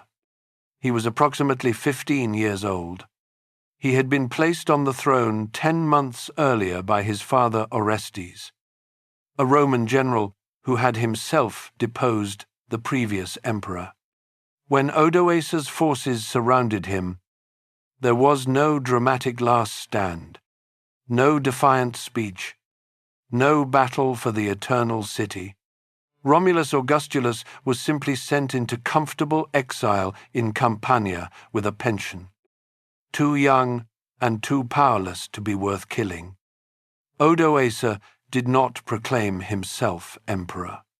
He sent the imperial regalia to Constantinople and governed Italy as the representative of the Eastern Emperor, holding the title of patrician, acknowledging the legal fiction that the Roman Empire continued under a single ruler in the East.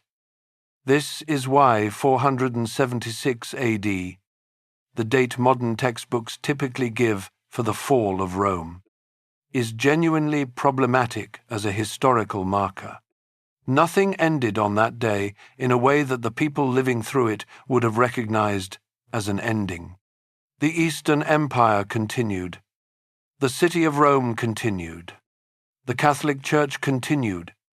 Latin continued as the language of educated discourse. Roman law continued to be applied in the courts of the Germanic kingdoms that divided the Western provinces. What 476 actually marked was the end of a fiction. The fiction that the Western Roman Empire was a functioning political entity with an emperor at its head. The fiction had been increasingly thin for decades. Odoacer's decision not to appoint a new Western emperor was a recognition of reality rather than the creation of a new one. The Eastern Emperor Justinian attempted to reconquer the western provinces in the 6th century, launching campaigns that retook North Africa from the Vandals and Italy from the Ostrogoths.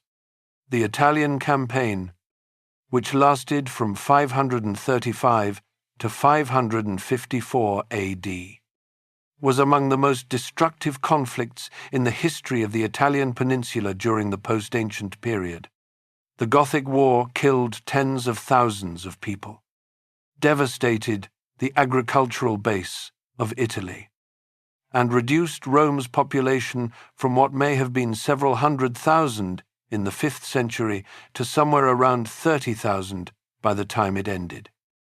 That is the destruction that truly reduced Rome to ruins.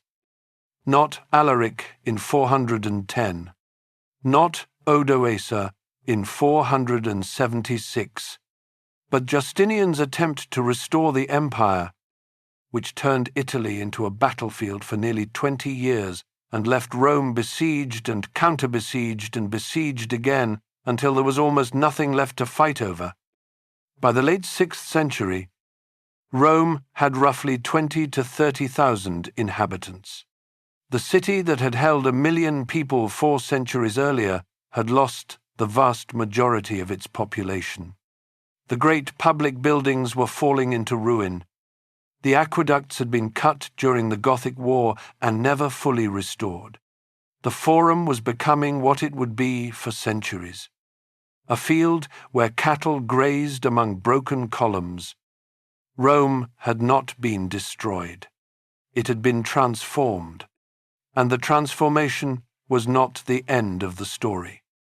It was the beginning of the next chapter of it. Rome had survived the first great catastrophe that threatened to end it, as it had done before and would do again. It was about to rebuild. Chapter 12. The Eternal City Reinvents Itself. Stand in the Roman Forum on a quiet morning before the tour groups arrive and look at the church of Santa Francesca Romana at its eastern end. It sits on the foundations of a temple of Venus and Roma. Behind it, the Arch of Constantine still stands. Below your feet somewhere lie the remains of the Basilica of Maxentius. And in the ground beneath all of it, deeper than the archaeologists have yet fully mapped, lie layers going back to the Iron Age settlements that preceded Rome itself.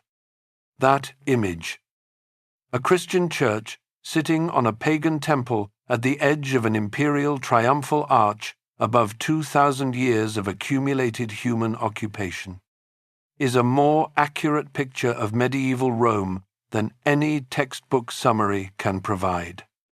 Medieval Rome was not a city that forgot what it had been. It was a city that lived inside what it had been, reusing it, reinterpreting it, building on top of it and underneath it and through it. Rome was reinventing itself for the first time. It would not be the last. The city that emerged from the catastrophe of the Gothic Wars in the mid-6th century was genuinely new, organized around a different center of gravity, serving different purposes. The great public buildings were falling. The aqueducts that had brought water to 1 million people were cut or collapsed. The Forum was a place where cattle grazed between columns and local people quarried stone from fallen temples. But among the ruins, life continued, and it was organized around something the 2nd century Roman would have found foreign. It was organized around the church. When the imperial government disappeared from the West in the late 5th and 6th centuries, it left an administrative vacuum that no secular institution was equipped to fill. There was no functioning bureaucracy, no regular tax collection, no army capable of maintaining public order. The roads and aqueducts began to deteriorate because there was no institution with the resources or authority to maintain them. The Catholic Church was different. It had its own administrative structure. The network of bishops corresponding to the administrative geography of Roman cities. It had its own revenue through tithes and donations and property accumulated over centuries. It had educated personnel capable of reading, writing, and managing complex administrative tasks in a world where literacy was becoming increasingly rare outside ecclesiastical institutions.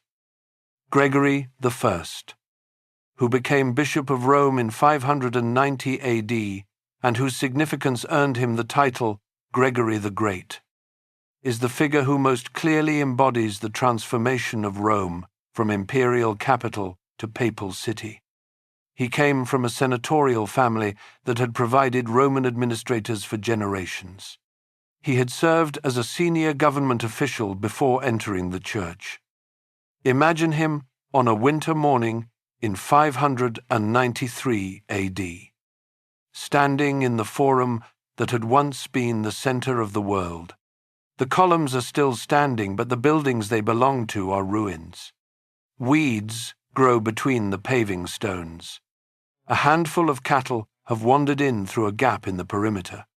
The population of this city is perhaps 30,000 people, living inside walls built to contain 1 million, and this man, the Bishop of Rome, is trying to organize a grain shipment, negotiate with the Lombard forces threatening the city from the north, and maintain the aqueducts that still function, because there is no one else to do any of these things.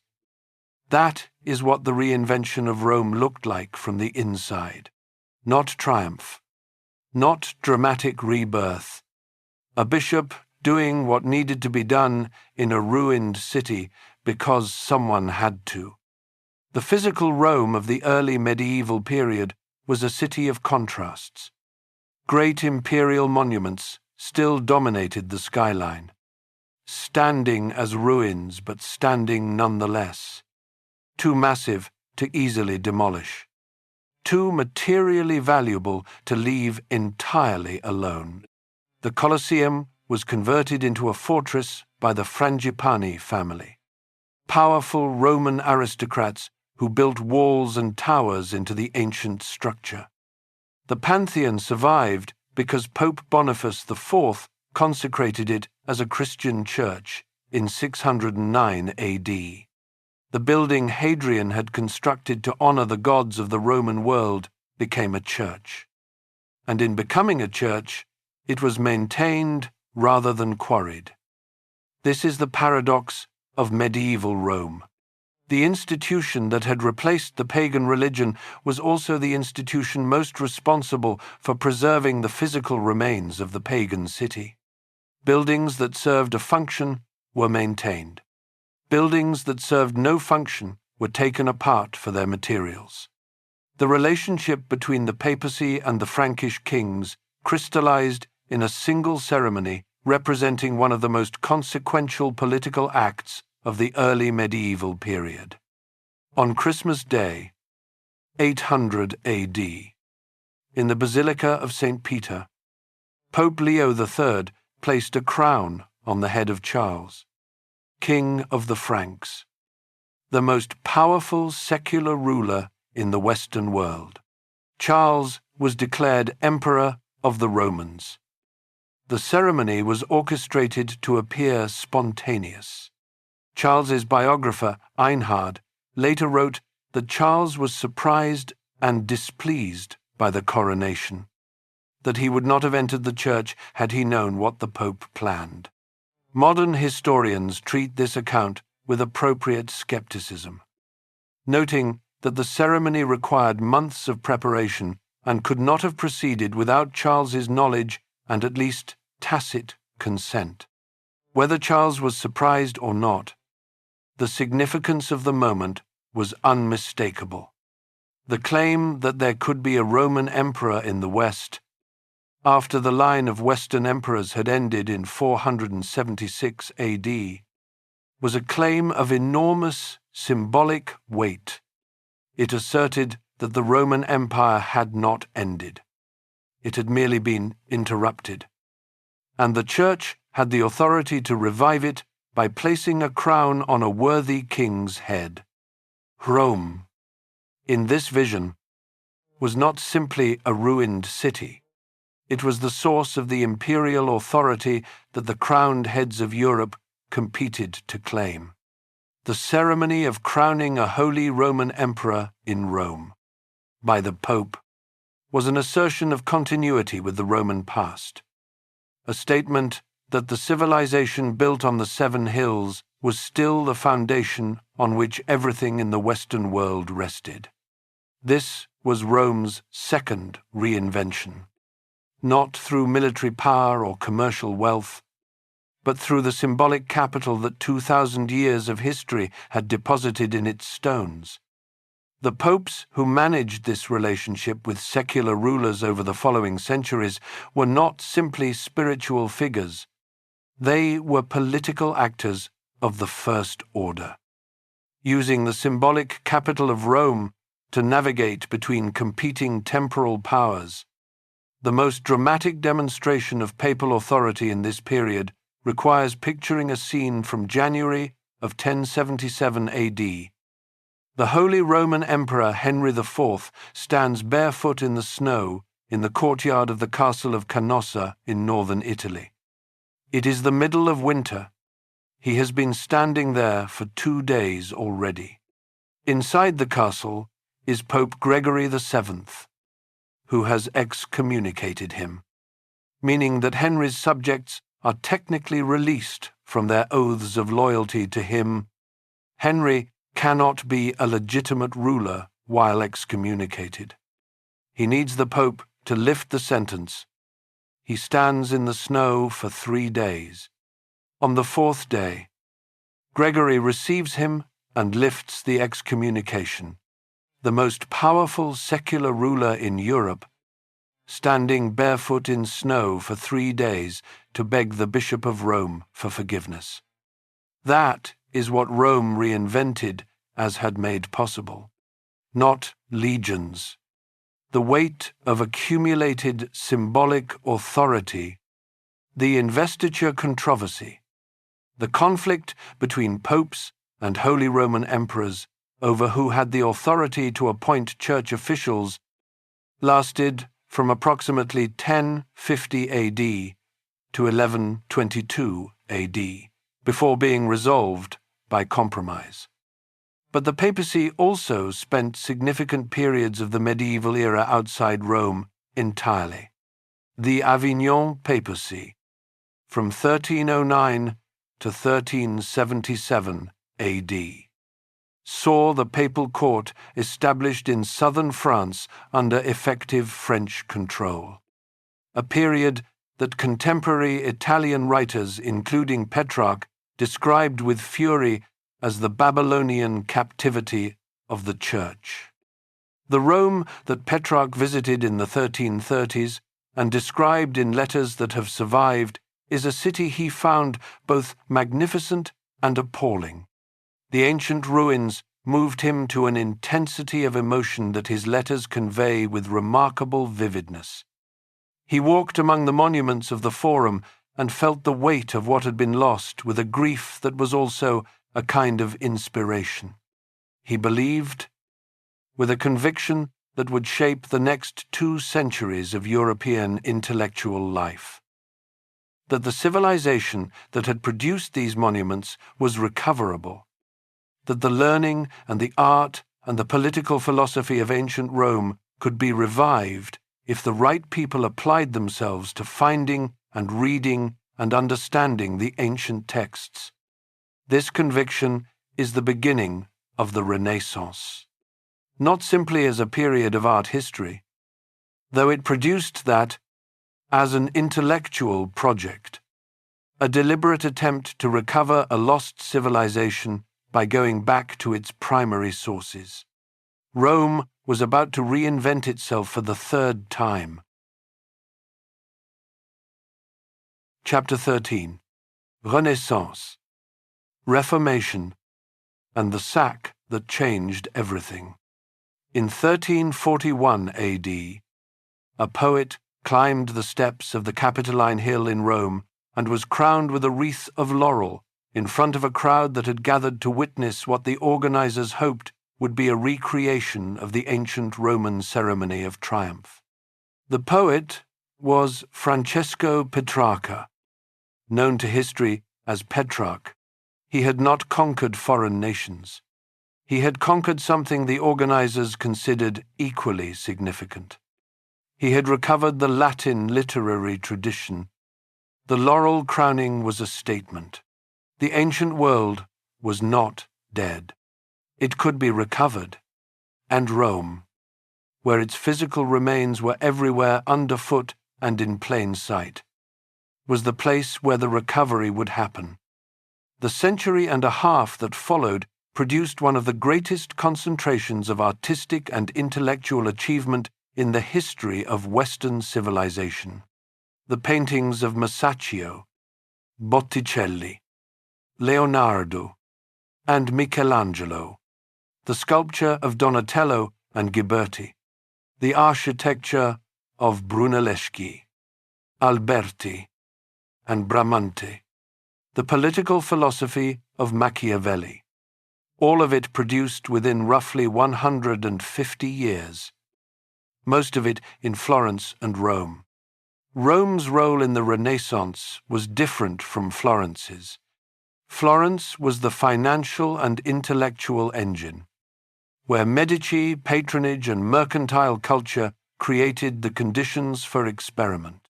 Rome was the destination, the place where the physical remains of the ancient world were most abundant, where the grandest ambitions of the new art and architecture were most fully realized, and where the institution with the most resources and the most symbolic need for magnificence had its headquarters.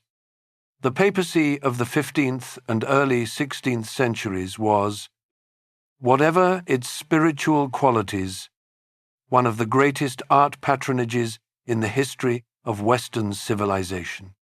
The popes who rebuilt Rome were pursuing a specific political and theological agenda. Rome had been shaken by the Avignon papacy and by the Great Schism. When the Church had simultaneously supported 2 and then 3 competing claimants to the papal throne, the papacy that returned to Rome needed to demonstrate, physically and visually, that it was the legitimate center of the Christian world. Julius II, who became Pope in 1503 AD, embodied this vision with an intensity that bordered on obsession.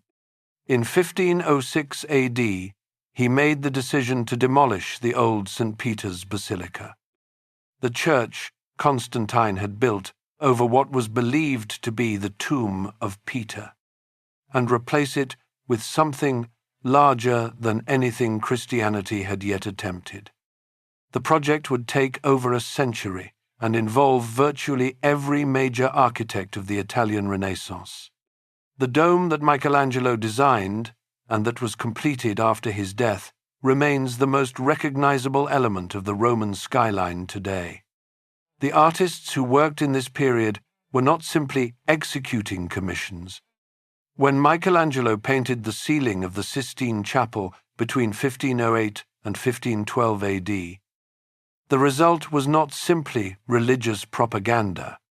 It was a synthesis of classical humanism and Christian theology, of the muscular bodies of ancient sculpture and the narrative ambitions of Christian art, the creation of Adam, in which God and the first man reach toward each other across a gap their fingers have not yet crossed, is simultaneously a Christian image of divine creation and a humanist image of human potential, something genuinely new, produced by the collision of the ancient inheritance with the Christian present.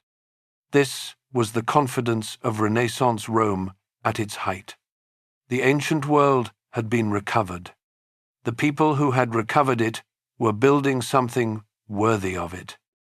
Then, on October 31st, 1517 AD. A German monk named Martin Luther circulated a document challenging the sale of indulgences. Certificates the church sold, claiming they could reduce the time souls spent in purgatory. The practice had been used partly to raise money for the rebuilding of St. Peter's Basilica. The most magnificent church in Christendom was partly funded by a practice that helped destroy the unity of Christendom. Luther's challenge spread faster than anyone expected because of a technology that had arrived in Europe 60 years earlier. The printing press could reproduce his arguments in thousands of copies and distribute them across Germany within weeks. The Reformation that followed was not simply a theological dispute. It was a political revolution whose consequences included the fragmentation of Western Christendom into competing churches and religious wars that devastated Europe for over a century. For Rome, the immediate consequence was one of the most traumatic events in the city's post-ancient history. On the 6th of May, 1527 AD, the forces of Charles V, Holy Roman Emperor and King of Spain, entered Rome and spent 8 months destroying it. The sack of Rome of 1527 was not a barbarian incursion. It was carried out by the armies of the most powerful Christian monarch in Europe against the capital of Christendom. The imperial forces, which included Spanish infantry, Italian mercenaries, and a large contingent of German Lutheran troops for whom attacking the papal city had an additional religious dimension, swept through Rome with a thoroughness that shocked all of Europe. Pope Clement VII escaped through a corridor connecting the Vatican to the Castel Sant'Angelo, the mausoleum that Hadrian had built as his tomb and that had been converted into a fortress over the preceding centuries. He watched from the battlements as his city was destroyed below him. The casualties are difficult to establish precisely. Estimates in the historical literature vary significantly. And the disruption included not just direct violence, but subsequent disease and starvation in a city stripped of its resources. Perhaps half the population fled.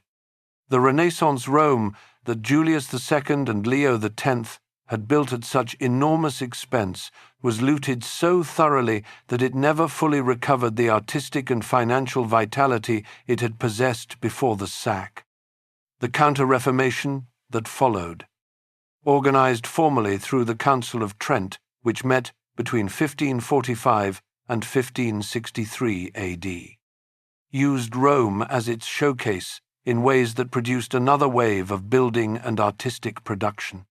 This was Rome's fourth reinvention, not by pretending the Reformation had not happened, but by meeting its challenge with an artistic and institutional energy that transformed the city once again.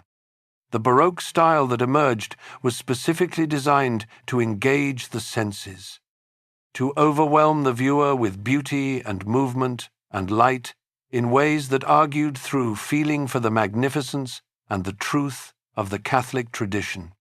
Gian Lorenzo Bernini, who worked in Rome from the 1620s to the 1680s and who is arguably the greatest sculptor since Michelangelo, shaped the physical Rome that most modern visitors experience more than any other single artist. His colonnade in front of St. Peter's Basilica, which he described as the arms of the church reaching out to embrace the faithful, defines the spatial approach to the basilica in a way that makes the experience of arriving there something theatrical and overwhelming simultaneously. His fountains, the Fontana dei Quattro Fiumi in Piazza Navona, most famously turned the ancient Roman practice of public water display into something that merged engineering and sculpture and mythology into a single, overwhelming presence.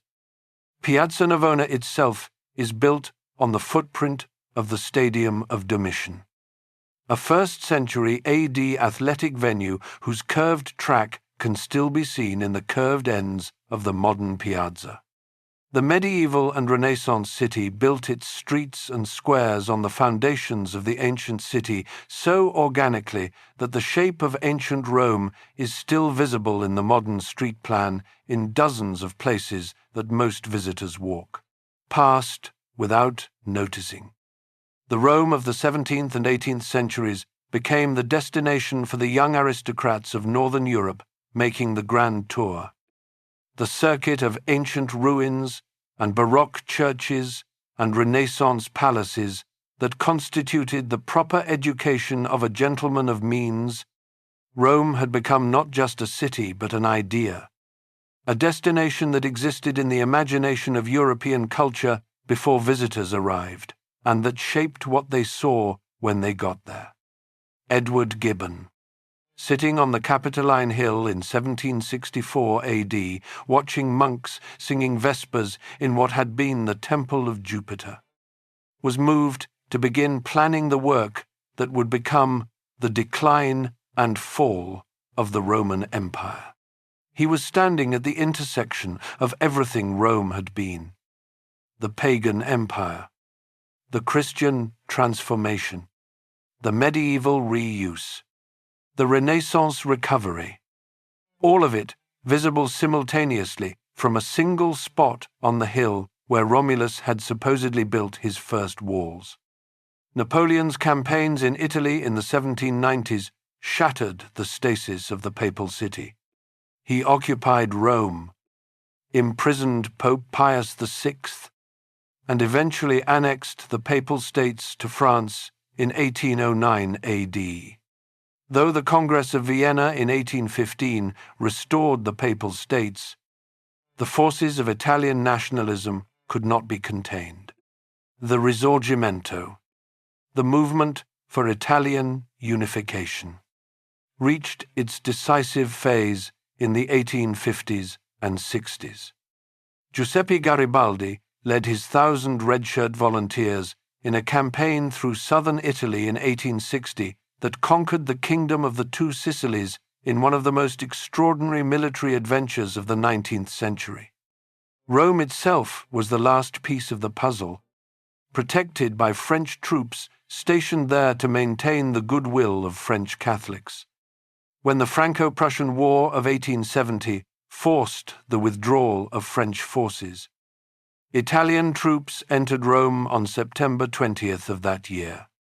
The Pope retreated into the Vatican and declared himself a prisoner, refusing to recognize the legitimacy of the new Italian state.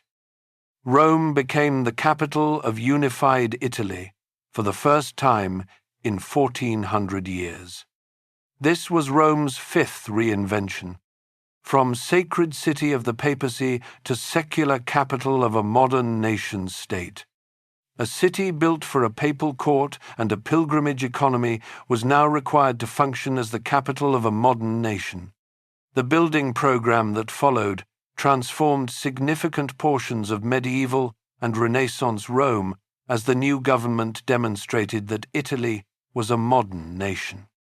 The Altare della Patria, the enormous white marble monument to Victor Emmanuel II, completed in 1911 AD, was immediately mocked for its size and its aggressive whiteness against the warm ochre tones of the surrounding city.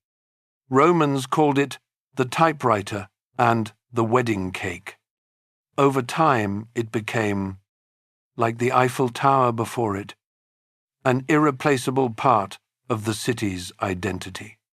The city that had absorbed 2,000 years of layer upon layer had added one more. Chapter 14. Mussolini, the War, and the Open City. In 1922 AD, a political movement that had been building in Italy since the end of the First World War reached the moment of its seizure of power in a way that was simultaneously theatrical and revealing, Benito Mussolini organized his march on Rome in October of that year. A mobilization of his fascist black-shirt squadrons toward the capital designed to force the Italian government to appoint him prime minister. The march itself was somewhat less dramatic than its name suggests. Mussolini spent most of it in Milan. Traveling to Rome by sleeper train after the king had already agreed to his appointment, the blackshirts who gathered around Rome were poorly armed and would probably have been dispersed by the Italian army had the government chosen to resist. The government chose not to resist. King Victor Emmanuel III, fearing civil war and uncertain about the army's loyalty, invited Mussolini to form a government. The gap between the theatrical image of the march and the practical reality of a man arriving by train is important to keep in mind when understanding what Mussolini's fascism did to Rome, because the relationship between performance and substance was at the heart of everything the regime attempted. Mussolini was obsessed with ancient Rome, not in the way of a scholar, but in the way of a man who had found in the Roman imperial past a repertoire of symbols and gestures he could use to construct an image of himself and his movement. The fasces, the bundle of rods with an axe that Roman magistrates had used as a symbol of authority, gave fascism its name.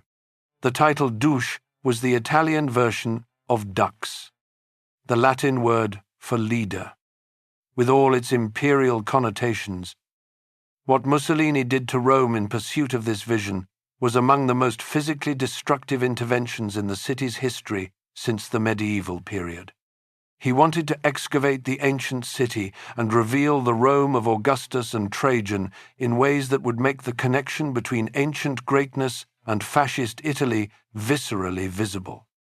The problem was that the ancient city was buried under 2,000 years of subsequent occupation, and much of what was buried over was itself of considerable historical value.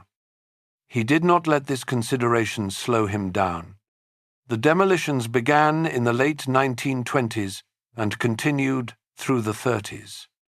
Entire medieval and Renaissance neighborhoods were leveled to reveal ancient monuments and to create the grand boulevards that fascist urbanism required.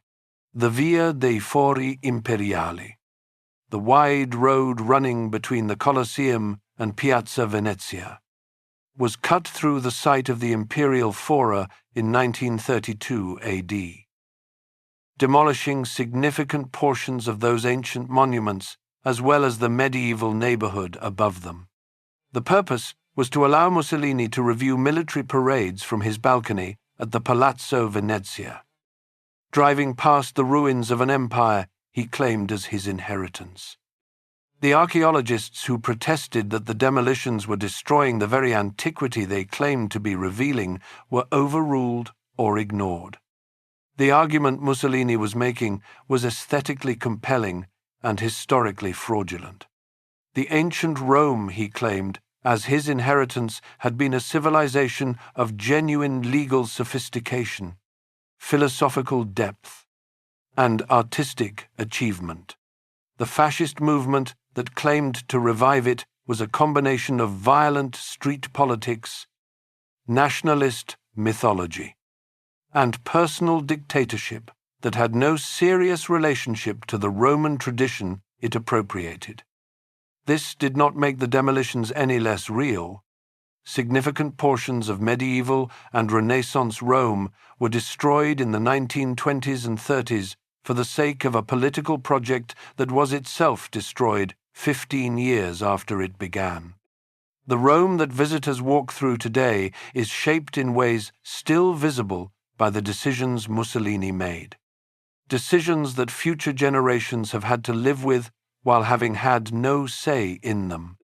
Italy entered the Second World War in June of 1940 AD alongside Germany. at a moment when Mussolini calculated that France was already defeated and the war was effectively over. He wanted to be present at the peace conference as a belligerent rather than a neutral. The calculation proved catastrophically wrong. The Allied landings in Sicily in July of 1943 AD and then on the Italian mainland in September began a campaign up the peninsula that would last nearly 2 years. Rome was declared an open city by the Italian government in August of 1943 AD, meaning it would not be defended militarily, a decision intended to spare its civilian population and cultural heritage from the consequences of urban combat. German forces occupied Rome after Italy signed an armistice with the Allies in September of 1943. The city remained under German occupation until June of 1944 AD. On October 16, 1943, German SS forces conducted a roundup of the Jewish community of Rome.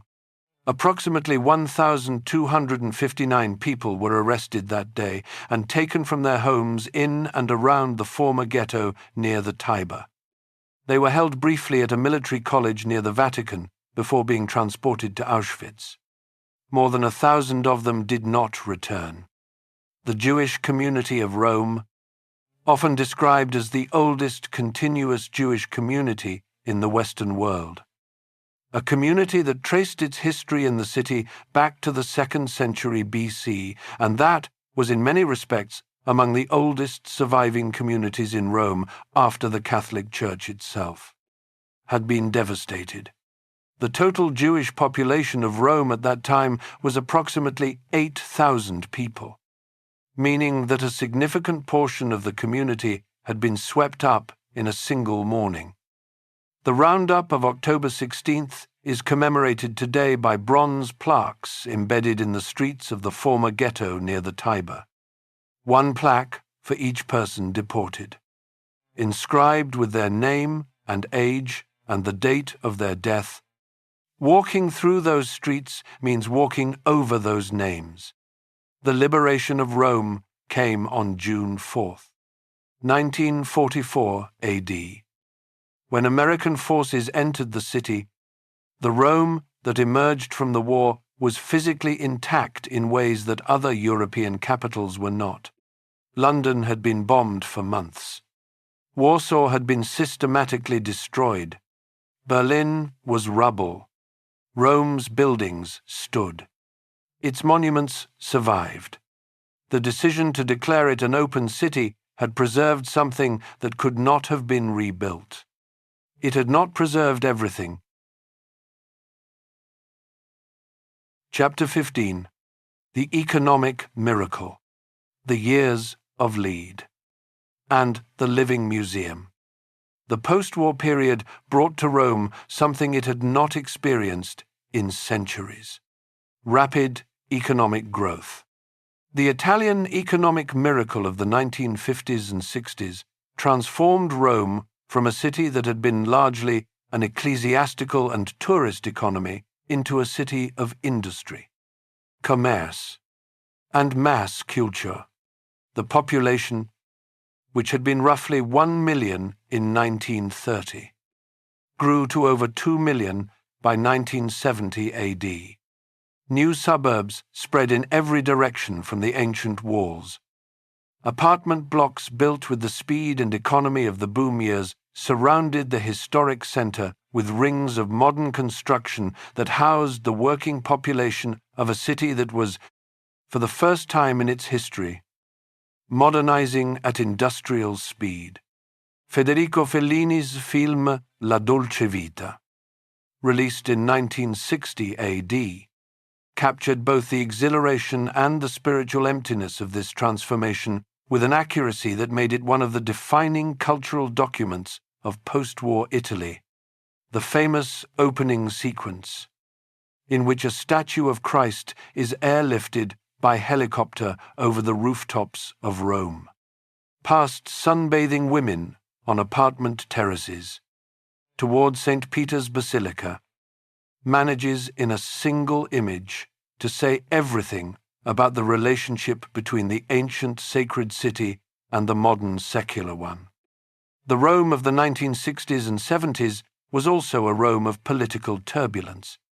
The years of lead, the period of far-left and far-right political terrorism that lasted roughly from 1969 to the mid-1980s, produced bombings and assassinations and a general atmosphere of political instability that affected all of Italy but was concentrated in Rome as the seat of government. The murder of former Prime Minister Aldo Moro by the Red Brigades in 1978 AD was the defining event of the period. His body was found in the trunk of a car on a Rome street equidistant between the headquarters of the Christian Democrat Party and the Italian Communist Party. A piece of staging so deliberate it seemed to compress all the contradictions of Italian political life into a single image. He had been held captive for 55 days while the government, on principle, refused to negotiate with his captors. The decision not to negotiate, and whether it was the right decision, continued to divide Italian society for decades afterward. Italy came through the years of lead. The democratic institutions held. The republic that had been established after the war survived the challenge posed by the extremes of both left and right. This resilience, less dramatic than the violence that tested it, deserves more recognition than it typically receives. It was Rome's sixth reinvention, quiet and unglamorous. The reinvention of a working democracy after years of political terror. The Second Vatican Council, convened by Pope John XXIII beginning in 1962 AD, produced changes in Catholic practice and self-understanding that are still working themselves out in the global Church. The relationship between Rome's religious identity and its secular modernity became more complex and more interesting than the simple church-state tension of the 19th century had been. In March of 2013, the world watched as white smoke rose from the chimney of the Sistine Chapel and the new pope was announced from the balcony of St. Peter's Basilica, Jorge Mario Bergoglio of Buenos Aires, who took the name Francis, became the first pope from the Americas, the first Jesuit, and the first non-European pope in over 1,000 years. He stood on the same balcony where popes had addressed Rome and the world for centuries. The announcement was transmitted instantly to screens on every continent. 2,000 years of institutional history. Meeting the technology of 2013, that is what Rome's reinvention looks like in the present century. Not dramatic rupture, the quiet persistence of an institution adapting while remaining recognizably itself. The transformation of Rome's economy from the 1980s onward followed a pattern affecting historic European cities broadly. What Rome had was services, government, tourism, and the particular economy of a city that attracts millions of visitors per year. That scale of tourism has profound consequences for how the city functions and who it functions for. The historic center has become increasingly unaffordable for working Romans as the tourist economy drives up rents and replaces neighborhood shops and services with accommodation and restaurants targeted at visitors. Romans who work in the restaurants and museums and hotels of the historic center often live in the suburbs. Commuting into a city whose ancient monuments they see every day without necessarily feeling that those monuments belong to them in the way that heritage tourism assumes they belong to visitors who have traveled from the other side of the world. This tension between the city as a place where people live and the city as a place that people visit is not new to Rome. It has been navigating some version of this question since the medieval pilgrimage economy first made the ruins of the ancient city into a destination. What is new is the scale. Rome has always been contested, always argued over, always a city where the claims of different pasts competed with each other and with the needs of an always imperfect present. That is not a failure of Rome. That is what Rome is.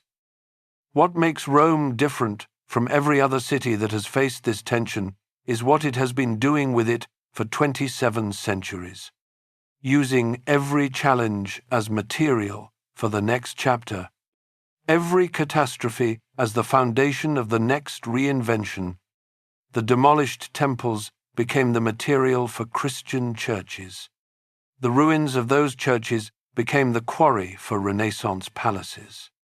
The Renaissance palaces became the backdrop for a modern nation's capital. And the wounds inflicted by Mussolini's demolitions became, in time, the archaeological sites that have given us some of our deepest understanding of ancient Rome. Rome does not simply survive catastrophe. It converts catastrophe into something new. That capacity, more than any monument or institution, is what has made Rome truly eternal. Chapter 16. The City That Never Finishes Becoming. Stand on the Janiculum Hill at dusk, the hill on the west bank of the Tiber that offers the broadest view of the city. The dome of St. Peter's is in front of you. To your right, the Colosseum is visible in the distance, catching the last of the sun on its ancient stone. The outline of the Capitoline Hill where Romulus supposedly drew his boundary in the dirt is somewhere beyond the Forum that you can just make out between the modern buildings. The Tiber moves below you, catching the light the way it has caught the light for every one of the 2,779 years since someone decided this particular bend in this particular river was worth stopping at. Rome today is a city of approximately 2,700,000 people within its official limits, with several million more in the broader metropolitan area. According to recent figures, it is the capital of Italy, the seat of the Italian government, the location of the Vatican and the papacy, and one of the most visited destinations on earth. The Colosseum stands. After centuries of being quarried for its stone, it has been stabilized through restoration work stretching across recent decades. The arena floor, absent since the hypogeum below was excavated in the 19th century, has been partially restored, allowing visitors to stand where gladiators stood and look up at the cavea that once held 50,000 cheering Romans. The Forum is still being excavated. New discoveries are still being made. The ground beneath Rome is so densely layered with human occupation that every new excavation produces findings that revise what we thought we knew. Archaeologists calculate that only a fraction of what lies beneath the city has been properly investigated.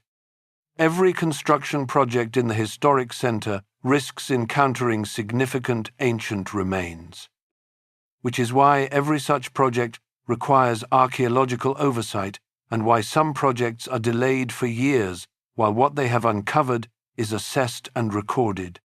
The Pantheon still stands.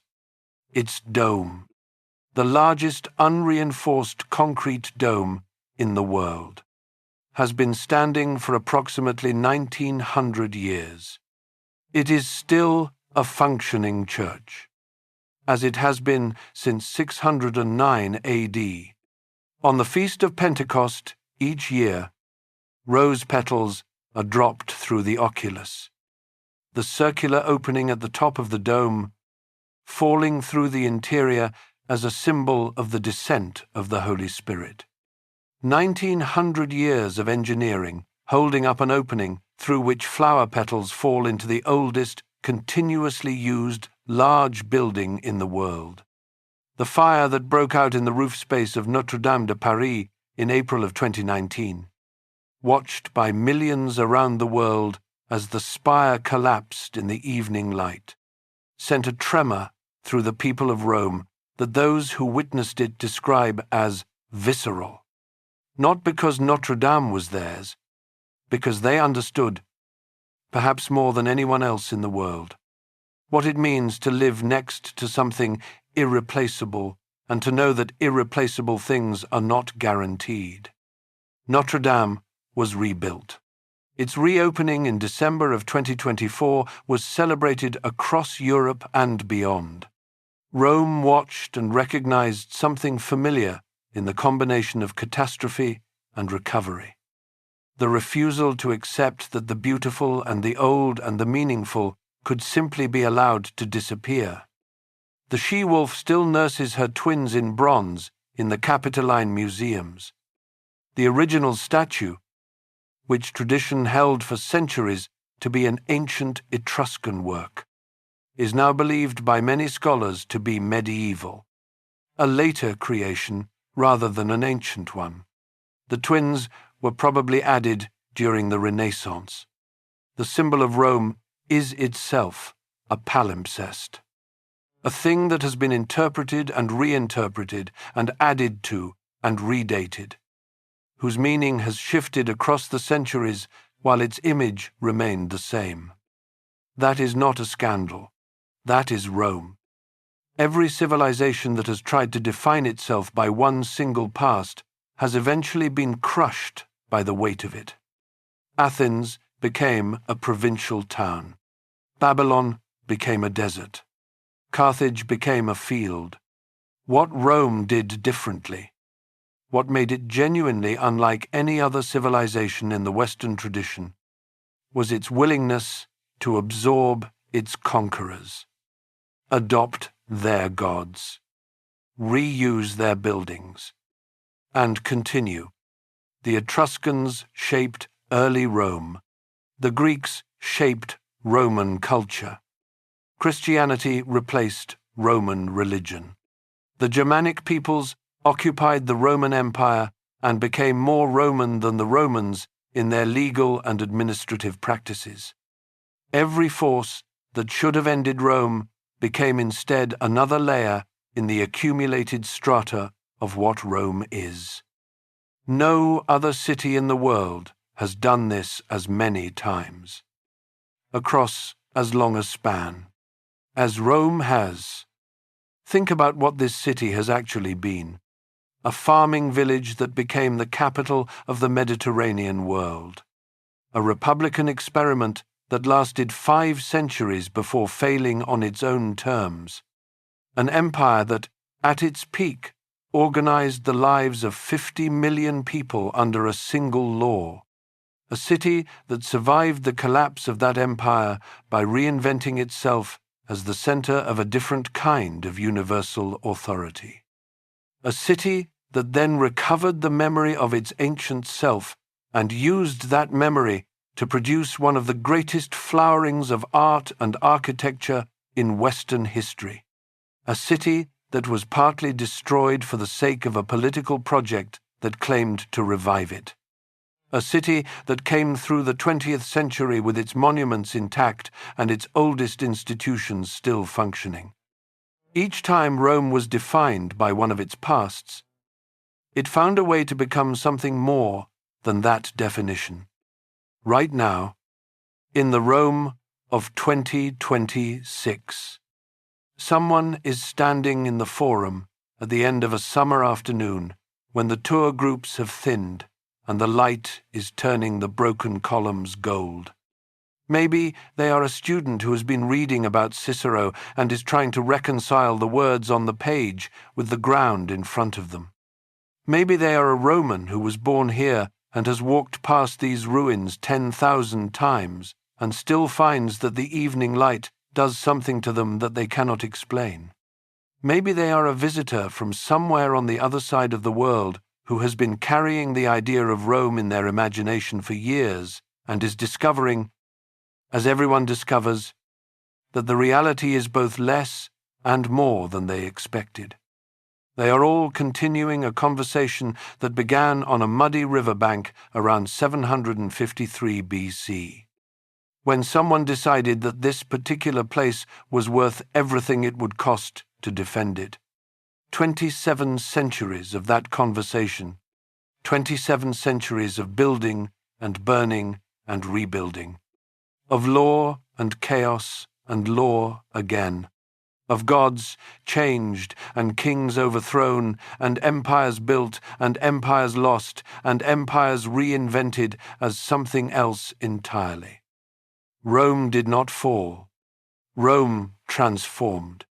And the thing that is most Roman about Rome, the thing that the ruins and the churches and the fountains and the traffic and the arguments and the tourists and the people trying to live ordinary lives in an extraordinary city all share, is the refusal to be finished. The Tiber keeps moving. It does not care about the empires that have risen and fallen on its banks. It is going where it has always been going. From the Apennine Mountains through the hills of Rome to the Tyrrhenian Sea, carrying the water of the Italian highlands past the ruins of everything human ambition has ever attempted and everything human love has ever built. The story is not over. It began with a river and a choice to stay. 2,779 years later, the river is still there. The choice is still being made every day by every person who decides that this particular place is worth their time and their attention and their life. That has always been what Rome is. Not a place that finished, a place that keeps choosing to continue,